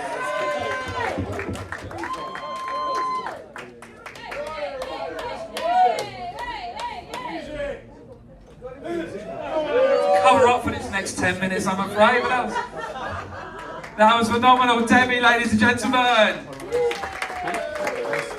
I'm on slightly depressed. That is the name of my mum, so that's going to be a hard one tonight, isn't it? Now, I've done a couple of things for charity recently, not to brag, but I'm going to love it. My granddad was an ex-copper, so I recently did a gig for policemen who have been injured on the line of duty. You know, before I go support them. I was worried when I got there because I thought it was going to be disabled parking only. But, you know, luckily it wasn't. And I thought, you know, if you get injured on the line of duty, you instantly become a special constable. You don't. But look, so when I did this gig, I went to my aunt. I was like, because my granddad's passed away, I was like, look, can you tell us some stories about Donald? Because he was in the Met for 40 years. I was like, you know what, give us some stories about him. And this is a true story. It's so good. I haven't even got to fabricate it. It's amazing. So he used to work down at Dagenham Market, down by there, because there was a lot of things getting stolen going on. So he was in his little stakeout car, and all I said is these five gypsies go by with empty trolley carts. And he was like, what the fuck are they stealing? We'll wait till they come back and we'll pinch them. They don't come back. Day 2, Thursday, same thing happens again. Double the amount of trolleys go past. And they don't return. Friday comes along. 4 times the amount of trolleys these guys have got past, and they're like, right, next time they come back with the goods, we're going to nick them. They never came back. So he goes to his sergeant, he's like, oh look, what are they stealing so we can get ready? He's like, oh, they're stealing shopping carts. True story. So good it killed the fucking room, you know. I don't know if anyone knows this, if anything gets stolen, during criminal activity gets confiscated, after the crime's done, the police will then put it up for auction. So if you ever go on eBay, just type in police and it'll come up with all the stolen goods and you can buy them. True fucking story. So there was an auction here at this one, and these were the 3 things of the auction, and we're going to do a bit of you know, teamwork here, a bit of audience control here. Oh, the first one, nice and simple, was a bunch of gold chains. What were they for? Bought with drug activity money. Yeah? Neck chains, golden neck chains. You know, they've been seized and they got purchased. The second one was a stuffed teddy bear of a goat. Drugs exactly, or a Middle Eastern sex toy? We weren't quite sure. It did vibrate, but that was after Akanesh bought it. So the jury's still out now. And the third one, and this isn't comedy, you cannot bloody write this. The third one was all 5 seasons of Mrs. Brown Boys. I think that's a crime on its own, isn't it? To purchase that. And the other one I recently did, it was for a impoverished village in Niger called Niadu, and a population of 500, and they needed a new well. So we're like, you know what, we'll go along, we'll do the charity, we'll help the cause. The gig was bloody awful. No one turned up, no one donated, so yeah, they're dead now. Is anyone on social media out there? Alright, I'm guessing we're more of a Facebook, Instagram than a TikTok crowd, yeah? Absolutely love that. Fuck TikTok, fuck the kids. I personally, being a comedian, the comedians will understand, you've got to be on social media, you've got to put your stuff out there. I cannot stand social media anymore. Because you've just got young girls, and they'll be like this, with their arse out, going, oh, doesn't my hair look bad today? You don't care. Or they're bent over being like, isn't it bad what's happening in Palestine right now? You don't care! You don't care, you scroll down, oh, there you go, there's the OnlyFans link. There you go, that's what it's all for. Does anyone know what OnlyFans is out there? Men, stay quiet. No. It's god awful, you know, it's the cheapest way to sell your bloody soul, isn't it? Did you know, statistically, the average earnings, I'm going straight to you, my love, because I've seen your stuff online, you know. But then, oh, they were gorgeous, yeah. No, I bought the soap. I'm saving the bar for a special occasion, to be honest. No, when I see the twins, you know. I know you'll beat this number, but do you know what the average monthly salary for someone on OnlyFans is? No, it's £150. Yeah, I said you're fucking smashing it, love. There's OnlyFans and there's OnlyGrams. I know which link I'm on. Bunions with the bunions.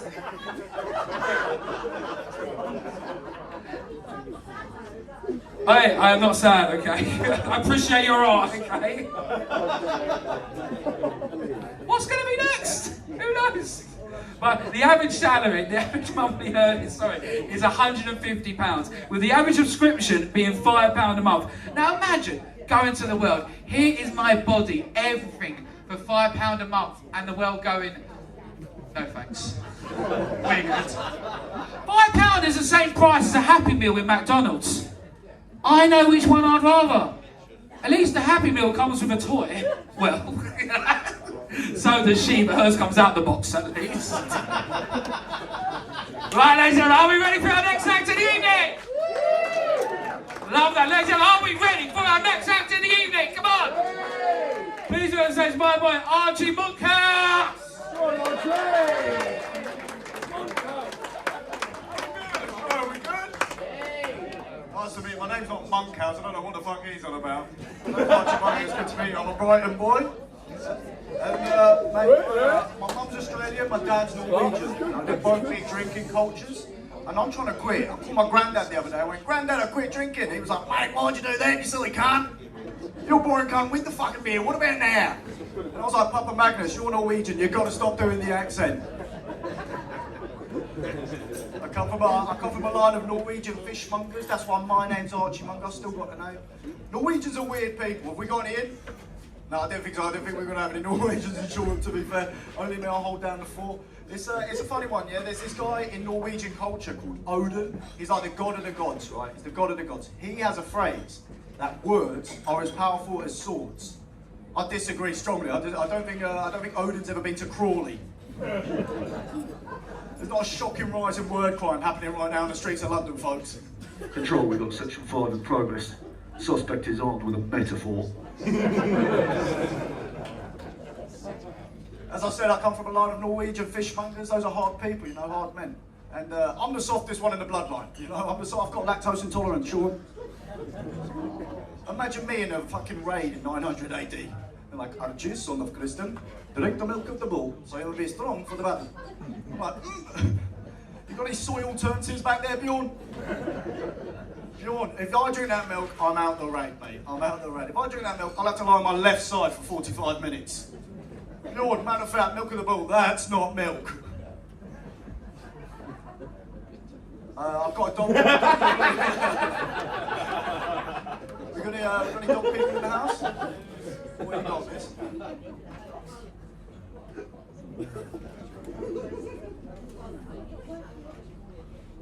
You a dog groomer, right, okay.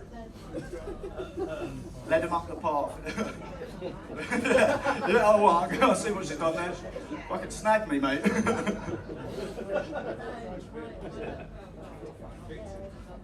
Oh yeah, fucking brought down the vibe of that one. My bad, Sean. Sorry for your loss. I'm sorry for your loss. Like, I love dogs. Like. Oh, you seem alright about it, to be fair. Yeah, fair. I'll tell you what, let's talk about this after the show. Yeah, I've got a little Staffy. I love my Staffy, man. He's a great dog. And, you know, it's funny because, like, there's a stereotype for white people with dogs that we spoil them like they're children. I'm like, please. I'd never get my kid a matching harness. You know what I mean? Like, it's funny as well when you've got a Staffy, because I live in Brighton, I go for walks in Brighton, it's a very posh town, so like, you go there, there's a stigma around because of the fighting. Like, I go to the park and people are like, that wouldn't be a fair fight now, would it? And I'm like, of course not. My dog's got a knife. And she's pretty fucking middle class, my dog. She lives better than me, mate. She lives better than me. Like, I reckon if you met my dog, she'd be like, hi, my name's Coco. I identify as an American Staffy from Hove. My pronouns are good girl. I've got a missus. I've been living with my missus for 5 years. I love it. I love her. She brings a beautiful feminine energy to my house. You know, like candles, flowers, exclusively farting at night. Well, ladies, you can do it. You know what I mean? I'm not going to judge. She denies it still, though. We've been living together for 5 years. She still denies it. I've been thinking about getting a lie detector test. She'd be like, yeah, I'd pass it. I'm like, well, we can get Jeremy Kyle involved on this one. We'll see. She was like, she's adamant that she will pass this test. I'm like, lady, the only thing you're passing is wind. I've moved around a lot as a kid, though, because you know, when you're a fishmonger, son, you go fishing where the fish are. That's what they say. I grew up in China for 7 years. It's mad, that. And like I loved it, to be fair. It was a fun experience. Like, you know, like you got to learn different cultures. But I've forgotten Chinese because I was there from 3 till 10. Right? So like, I've come back. I don't know any Chinese. The only Mandarin I know is, oh, I thought that was an orange. And I went to school, I went to a Chinese school. I was the only English kid at my school. I was the only one. Like, it was fun. Like, to be fair, we used to play fun little games. Sometimes a kid would pin me down at lunchtime and give me English burns on my arm. Sometimes we played British whispers. It'd be like, your mum's a slag, Junji. They had little nicknames for me and shit. They called me Leonardo DiFatio. I used to walk into school sometimes and be like, oh, do you look? David Beckham! David Beckham! That was a risk in this one. One I was willing to take. I only live 15 minutes away, I'll be alright. But you know what was mad about it, growing up in China? I didn't know what it felt like to be British, even though I am British. Like, I didn't know what it felt like. When I was a kid, I thought being British was somewhere between, like, Austin Powers and James Bond. Do you know what I mean? Now, I saw a story the other day that they're going to make the next James Bond Gen Z. Like, what's your next move, Bond? And he's like, I can't lie, I don't even know, bro. Yo, ChatGPT, how do I get out of this one? I reckon they call him 007. You know them scenes in James Bond where he's got to kill a bad guy and it's like dum dum dum dum dum dum dum. Bond, take the shot. It's like, him, I can't lie, I'm working from home.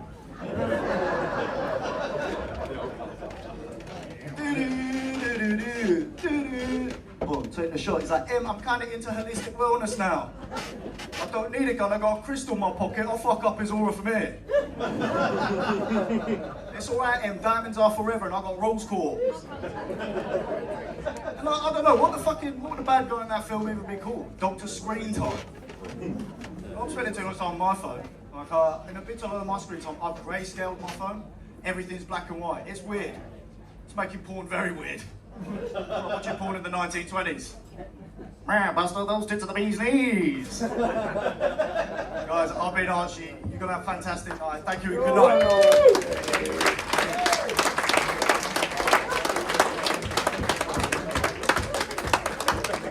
Stand by. Archie Monkhouse, ladies and gentlemen. He's been rebranded his surname. Right, we're going to take a real quick short 10-15 minute break. Go get yourself more lubricated up. Then we've got one more act and then the headline act of the evening!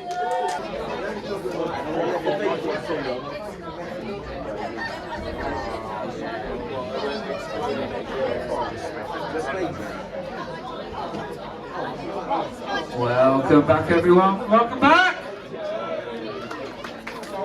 I've got about 10% people there acknowledgement. Welcome back, everyone! Welcome back! How are we doing so far? Are we having a good evening?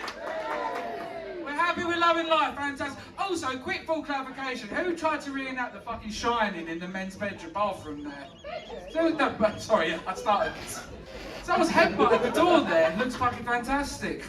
Absolutely love that. So look, I always like to, you all had a bit of an engage on me now, so you've all had a little pulse. I like to ask someone random, my love sitting there. I like to ask this question always. So, I'll wait for your attention. What would you rate me out of 10? You're lovely.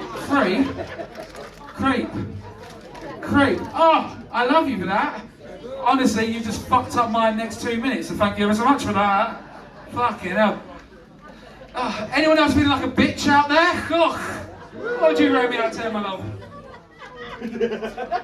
No, for fuck's sake, why are you all so nice down here? Listen, honestly, in 100 gigs, the average rating I get is 2 out of 10. Oh, no, you're too bloody nice.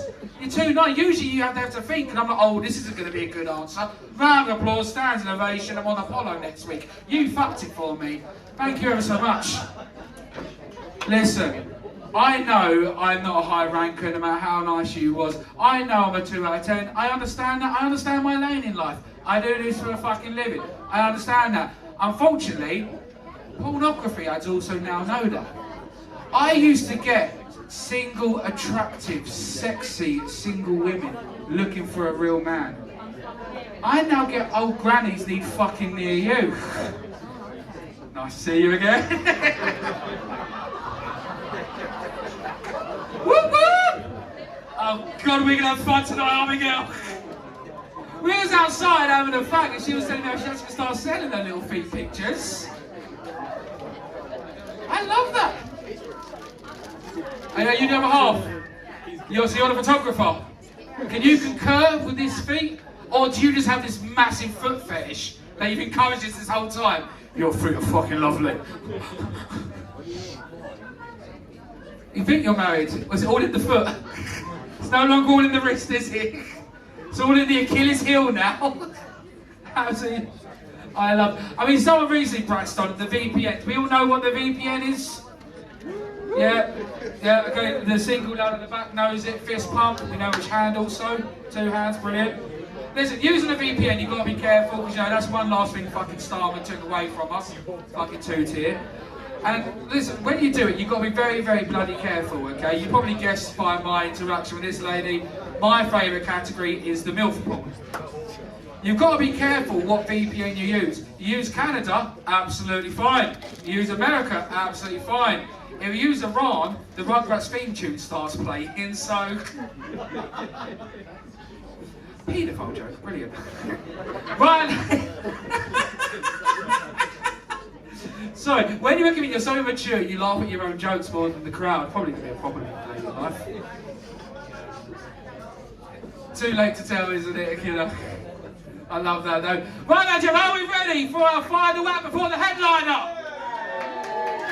He's also a local boy. Please welcome to the stage, Thomas Redburn.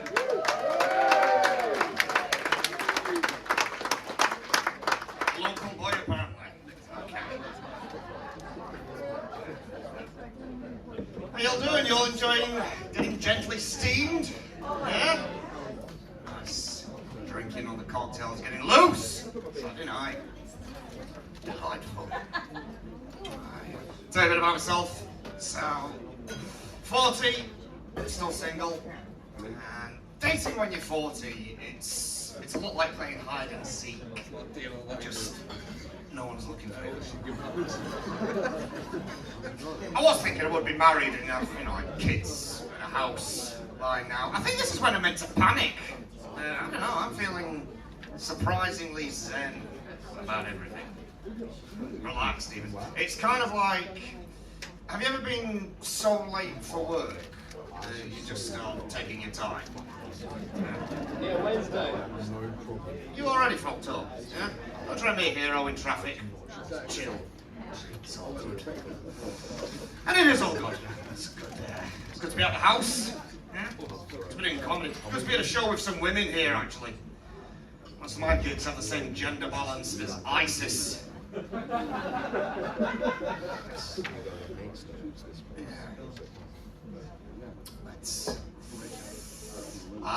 Yes, I love doing comedy. I like doing comedy. I love doing comedy in London, and I had a gig in Central a couple of weeks ago. I had a gig in Waterloo, and I was running late.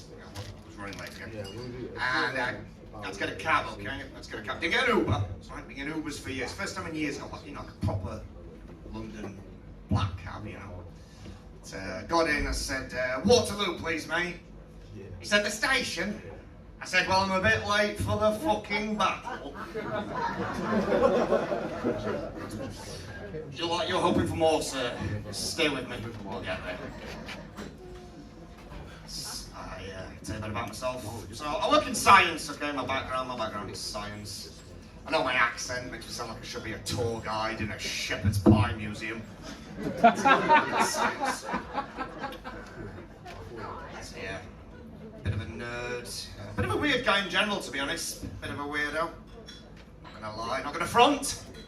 And I'm okay with that as well, being a weird guy. That's fine. I don't feel the need to diagnose myself as neurodivergent, yeah? I don't need to put a label on everything. My mum and my sister are obsessed with it, so they suddenly decided they're experts on autism for some reason. They just tell me I'm autistic.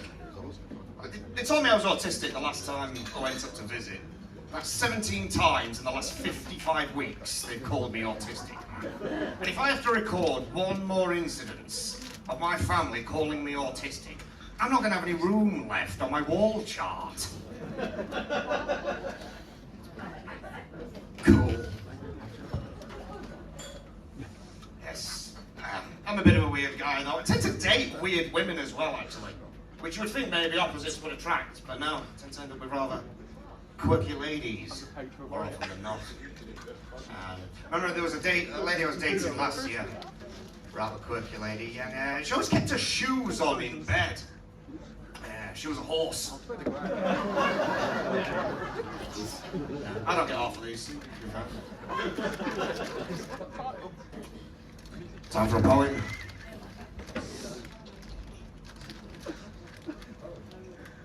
Okay, so this poem is called Marriage. Money, love. Cup of tea outside for you. You lying bastard!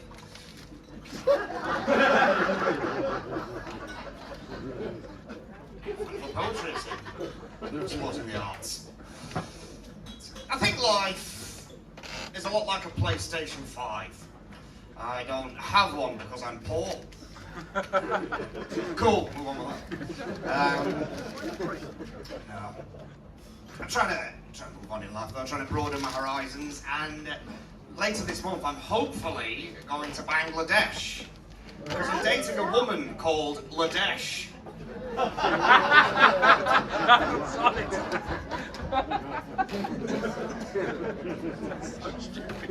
couple of groans there. Yes, so Shoreham, so what's the deal like? It's like Brighton, the trendy gay cousin of Shoreham or something. How this works, is it? And then Shoreham's the trendy gay cousin of Worthing. Is that how it works on here? Yeah. I think that's all this country is these days, just a country just full of trendy gay cousins. Yeah. I'm from Sheffield, we're the trendy gay cousin of Hull. So you've got an airport? Shoreham, isn't it? Yes. Oldest. You're getting a bit ahead of yourselves, aren't you? In Sheffield, we've got Sheffield Doncaster Airport. You know, the Doncaster part being that it's in Doncaster. Okay, we don't have an airport. So the airport, I mean, is what? Is that for when the rest of the country's on fire? You just need to make a break for it, get away from all the poor people, is it? How it works. Sometimes the boats just aren't fast enough. Cool, last time a riff and doing local observations. Fantastic. You're gonna have to give me more love than this. Sure, okay? Yeah, it's Saturday night, I could be in bed wanking. Oh, good work.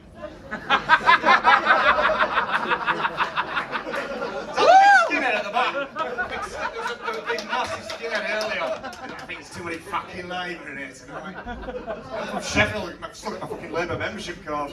Speaking of my fucking legs, Brock. You alright, mate?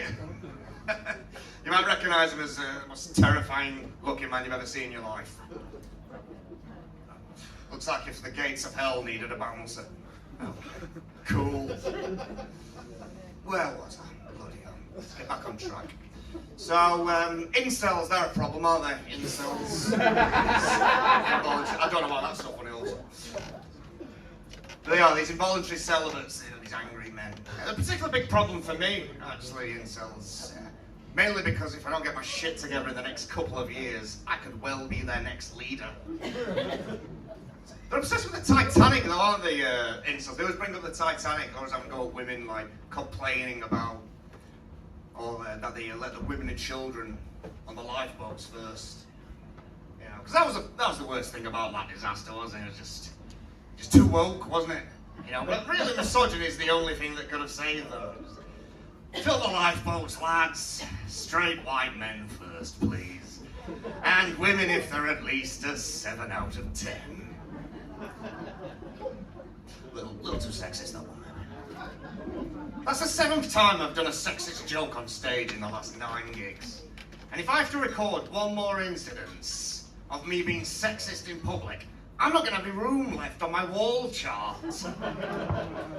Establishing a pattern there. 1 hour later. So look out for that. Yes. But I am a feminist, though I am a feminist. And my favourite woman, Hillary Clinton. Oh, love Hillary Clinton. The big HC, is what I call her. In fact, I'm such a big fan of Hillary Clinton that in my bathroom I've actually had her initials inscribed on my taps. Just let that joke sink in.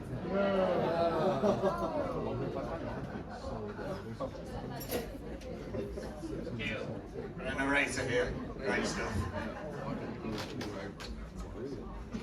This poem is called Nature.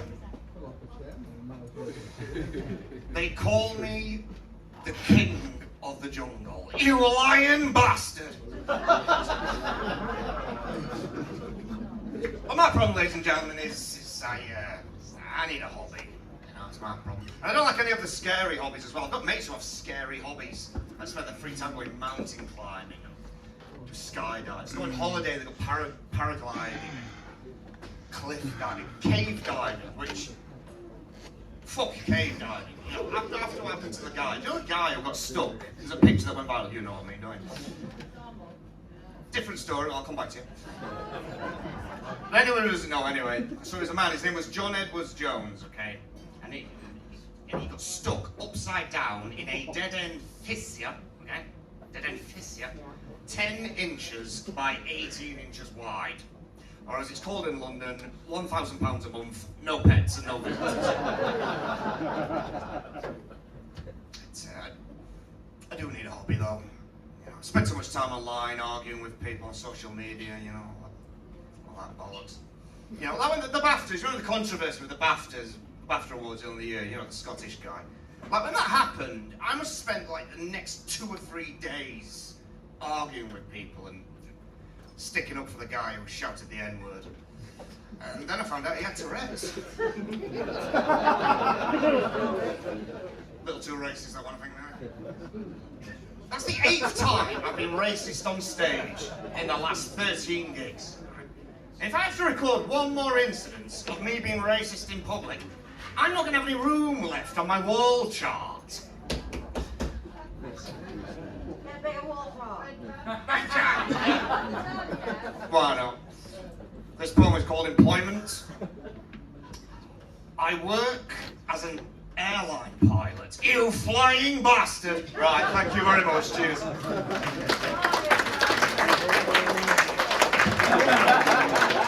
Tom Rebel, ladies and gentlemen!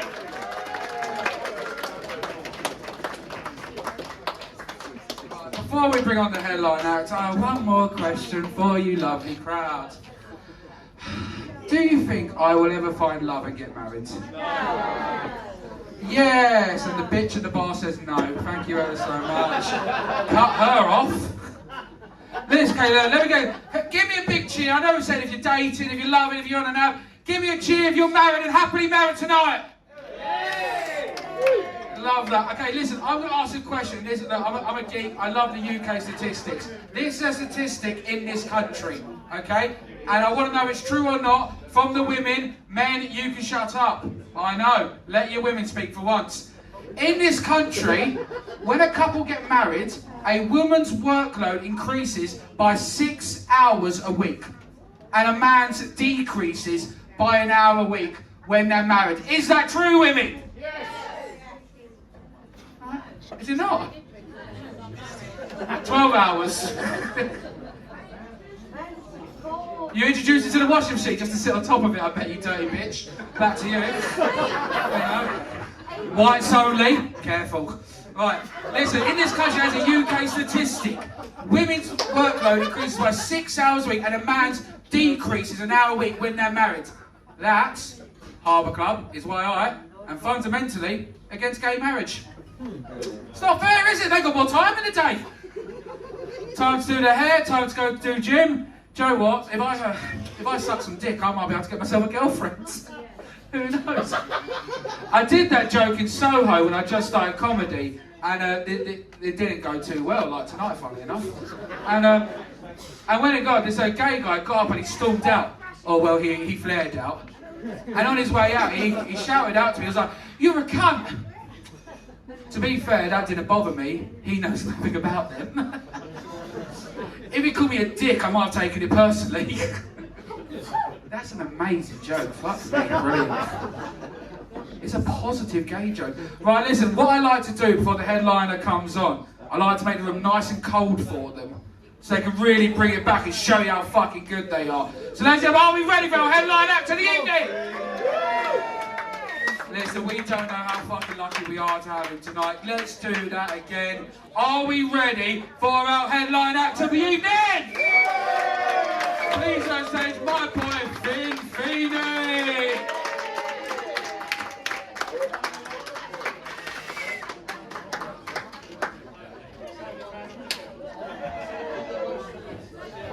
Thank you guys, thank you. How are we doing? We good? I'm actually really good. I'm really good, guys, because last week I had a foursome. Yeah. No, it was sick. I remember a couple of days after, I was telling my boys about it. It was insane, you know. But next time we should definitely invite some girls. At least one. Yep. Take it for next time, yeah? It's great to see you again, brother. Remember that head from anywhere. It was a great time. It was a great time. But guys, my cousin actually recently came out as gay.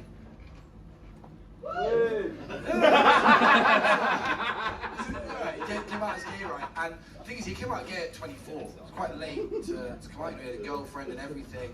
And my uncle was quite surprised. So I asked him, oh, like, how did it happen? What happened, you know? And he said, you know, he was straight, he had a girlfriend, and then poof. It's a great joke. It's a fantastic joke. Okay. But guys, I recently just changed jobs. I just did 6 years in the British Army. Now I'm finished. Good timing. Yeah. It's a coincidence, I swear. Could say I ran away from that one. Hey, no knee slapper for you. Go on. But you know what though, guys? Sometimes I do get offended if people ask me if I ever killed anyone. You know, it's a very rude question to ask. You know, because I haven't, and that's embarrassing. It's like, no, I missed. Those kids are fast, you know. I do want to zigzags. What am I supposed to do? It's bullshit. Guys, that joke would get a round of applause in Tel Aviv. Okay? I've never been there, I'm just saying. Don't shoot the messenger. They'd do that. It's kind of no. But I was in the infantry, to be specific, right? And there's a stereotype about the infantry is that we're stupid. I got told this before joining. I was like, I'm not stupid. There are people like me that aren't stupid as well, right? Then I was with my boy, he's infantry too, and he said to me, how much weight's on the bar? I said, 80 kilos. And he said, all right, well, what's that in kg? And I was like, fuck, you know. Maybe we are stupid, you know. Because I didn't know either. What are you, Pythagoras? What a loser, am I right? Shout out. Air Spot. My guy. But probably the best thing I got out of the army is I met the Queen. I did. I met the Queen. Yeah, but not the OG, I met Camilla. It's better than nothing. No? Okay, I'm sorry. I regret it. I deeply regret it, guys. But no, it was a cool day. It was at the Guildhall in London. It was like a black tie event. And you could have a +1, and there were going to be like other members of the royal family there too. So obviously I invited my niece in case Prince Andrew was going to be there. My liege! I come bearing gifts. It's polite. It's just a common courtesy, guys. But he wasn't there. My niece had to wait in the car. But there was random members of the royal family there. Like members of the royal family you wouldn't even know existed, right? I was chatting to a guy who introduced himself as His Majesty's representative for Croydon. Yeah, and I was pretty drunk at this point. I thought we were kind of boys, you know. So I was like, "Oh, mate, Croydon's such a shithole." And he did not laugh. He started shouting at me. And then he got really annoyed because he spilled champagne all over his tracksuit. And then he took my phone and dropped an e-scooter, and I was like, hey! Give it back. But I didn't get it back. But I got to the point of the night, right, I got to take a picture with the Queen. Whoa, yeah, it was cool, right? But again, I was pretty drunk at this point, and I kind of panicked. So I ran on stage, put my arm around her, I got in trouble for that after. And then when they took the picture, I didn't know what pose to do. So I just gave it one of these. Like I was at a gypsy bare knuckle boxing event. I Camilla, TK won the first round, let's go. Hardest hitter. If you see that picture, it's on my Instagram, 50 comedy, one word. Anyway, guys, give me a cheer if you got hit as a child. Nice.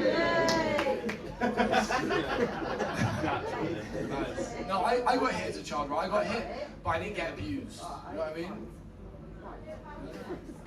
Huh? I'm about to tell you, so. Hold it there, lady. I know you're king, I know you're eager. It's alright. Talk to you off the show. Outside, yeah? Alright, girl. Alright, girl. My car's in the car park. It's got the seats go all the way forward. Or back, if that's what you want. Or both. You know what I'm saying? The shades stay on. Anyway, where was I? I feel uncomfortable now, okay? I think I might get sexually assaulted in the car park after the show. So if there's any security here, just follow me out. And you can join in. We need another to make it a foursome. So, any takers? Big dog? Yeah, yeah, yeah. Non-verbal, just. Too horny to speak right now. It's like, yeah, I'll get that.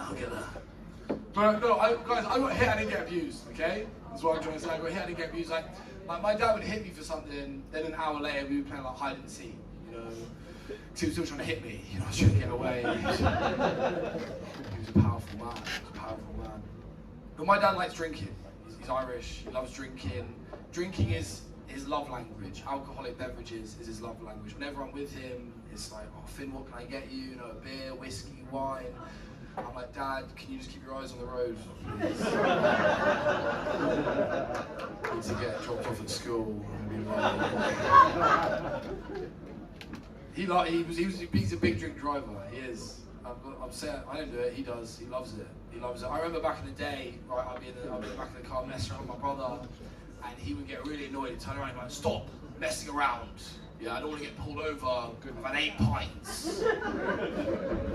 Like that was our fault that he had 8 pints. But I used to like it. You know, your dad tries to hit you when he's driving, and it's like the round the back slaps. So it's just like there's no direction to it. You could get anyone. I used to always mess around the back when my friends were in the car. So I would just start beating up my friends. So he'd be trying to get me, but he'd get a bunch of kids instead, like Israel. Anyway, think about the moonwalk, right? It's a good movement. Who thinks Michael Jackson did it? Yeah. I don't think he did it. Who thinks he did it? Who thinks no? Shut up. Yeah. The predator at the front is like, he's innocent! He's an innocent man! Nothing wrong with a bit of touch and feel, right? Who's that laughing in the back? Who was that? Oh, I know you will. Not helping your case, madam. Okay. He's in the car park as well. He's getting fucking. Careful with that straw, okay? Careful with that straw. Looking at me, looking at that straw. Made me act up. All right, let's do some relatable comedy. Guys, how about them Barracas veins, huh? Shit's rough, right? Prostates. What the hell? It was only last week I'm gonna check that. Why is he checking with his dick? Why is he doing that? It did feel good though. Guys, I'm a local guy. I'm from Brighton. Hey! Yeah, I'm a B-town boy. But people think Brighton is a lot gayer than it is. I feel. You tell other people they're like, Brighton. You know, and obviously, yeah, you do have to be careful about picking up change. You do. It's a fact. You can't do it straight-legged. You can't. You have to bend. Okay, straight-legged. You know, something's happening. Something's happening there. But yeah, it's fine. But Brighton's kind of rough. I once seen 2 guys rob a guy for his nipple piercings. And that guy was me. I was like, hey, guys, at least undo them first. It fucking hurt. Okay. Still need them back. No nipple piercings, no phone. Life is not good right now. Because I recently found out some crazy news. I basically found out my ex-girlfriend, right? The man she's with now, he cheated on her. I know, bastard. It's horrible. No, I think it's horrible. I think it's horrible to know like the girl you once loved is going through something like that again.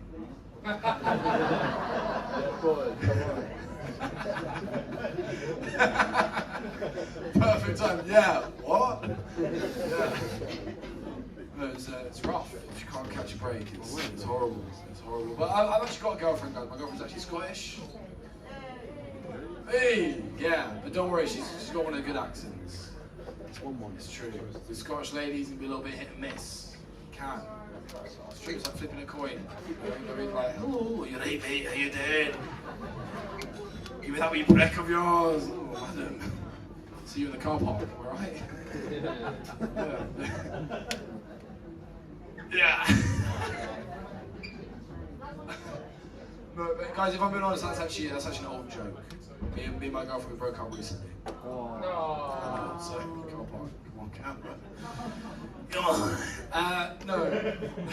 Oh, yeah. No, but you know what, guys? I asked my friends for advice on getting over a girl, and they said the best way to get over someone's under someone else. Alright, chill out. It's gonna be a fucking 5-sim in a sec. Jesus. Who else? Car park. Two guys in the back, 5-sim, let's go. Fuck it, Diddy party. Lock the doors! Lock the doors! You know Diddy? No? Okay. I'll show you who Diddy is. I'll show you.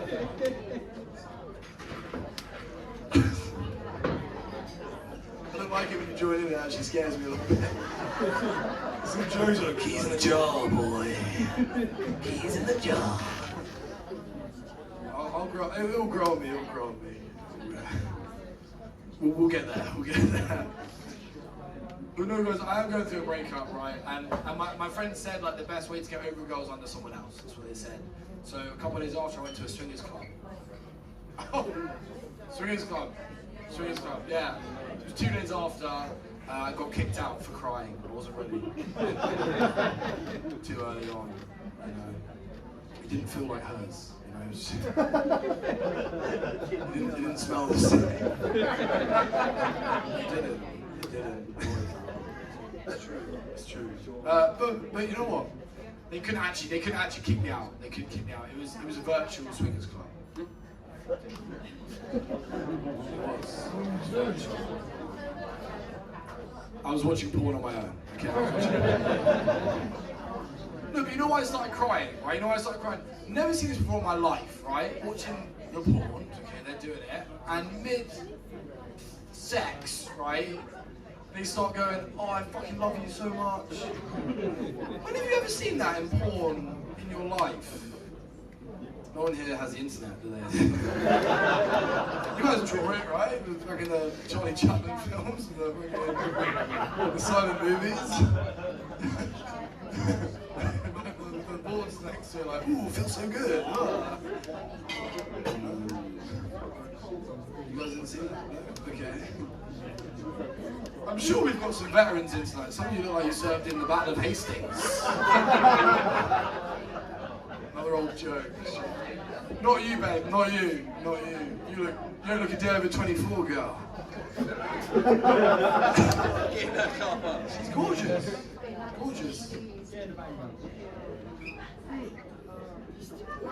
I've got 20/20 vision, okay? Seriously. Okay, I'll stop. I keep going in and I go retreat. It's too far. She nibbles and then I'm stuck. Like a fishing reel. Your sexy feet. Damn. Let me see them bunions, gal. Let me see them. Yeah, I'll file those nails. They're like wrapped around the top.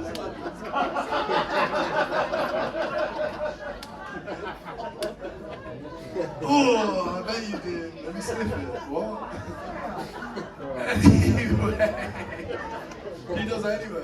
Shut. Is that your husband? What the fuck?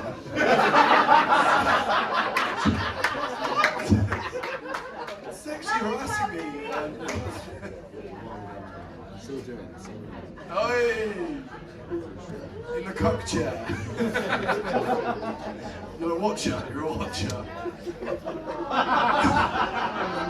Those that can't do, watch others do. 8 Viagra's later, great times. I'm there for her, not for him. Massive penis. Huge penis. I don't know where I'm going with this, guys. My mind's gone blank. No, but guys, I'll leave you with this, right? Speaking of love, my sister's got a new boyfriend. Yeah, he's half Japanese. Lovely guy. Basically, the other day, my sister overheard me in the shower doing my Japanese accent, right? We all do it, shut up, come on. And she came up to me after, she was like, oh my god, that's such a good accent, like, you should do it in front of Henry. And I was like, definitely not, he won't, I don't think he'd like that, right? Then I met Henry, lovely guy, went out for a big family dinner. But then at the dinner, he kissed my sister with tongue. In front of the whole family. Yeah, I was like, oh, Henry! Kissing my sister. Great dishonor. But Henry's dad was pissed, he was not happy. We're gonna fight to the death. It's Seppuku on him. Have a great night, guys, thank you.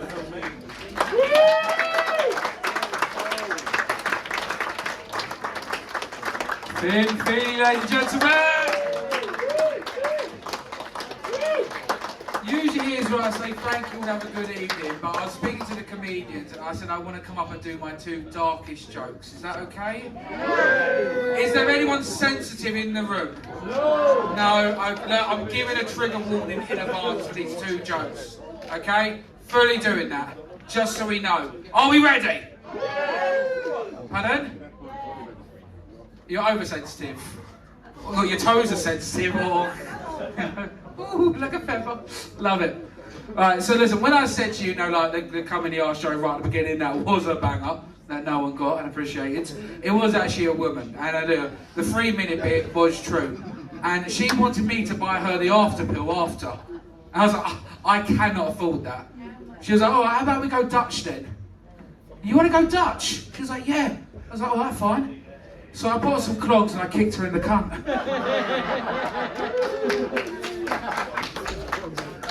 Right. This is my darkest joke I have got, okay? If this doesn't make you not like me, then nothing won't. Does anyone know the fabric Kreshnak? The fabric Kreshnak. It's used for 2 things and 2 things only. It's used for the top of a dildo, and it's also used for a burqa. So it was always designed for cunts, exactly. Listen, women sit down, let's do this in the most important order. Last but not fucking least, give a round of applause to myself and the comedians tonight. Second of all, give a big old round of applause for the staff here, pouring the drinks all night and making it happen. And third but not least, listen, give a fuck-off round of applause for supporting local entertainment and coming out tonight and having a good time. Give a big old applause to yourselves. Do you know what? Let's add it to a 4th. To the committee members' feet. Let's give them a big old fucking round of applause.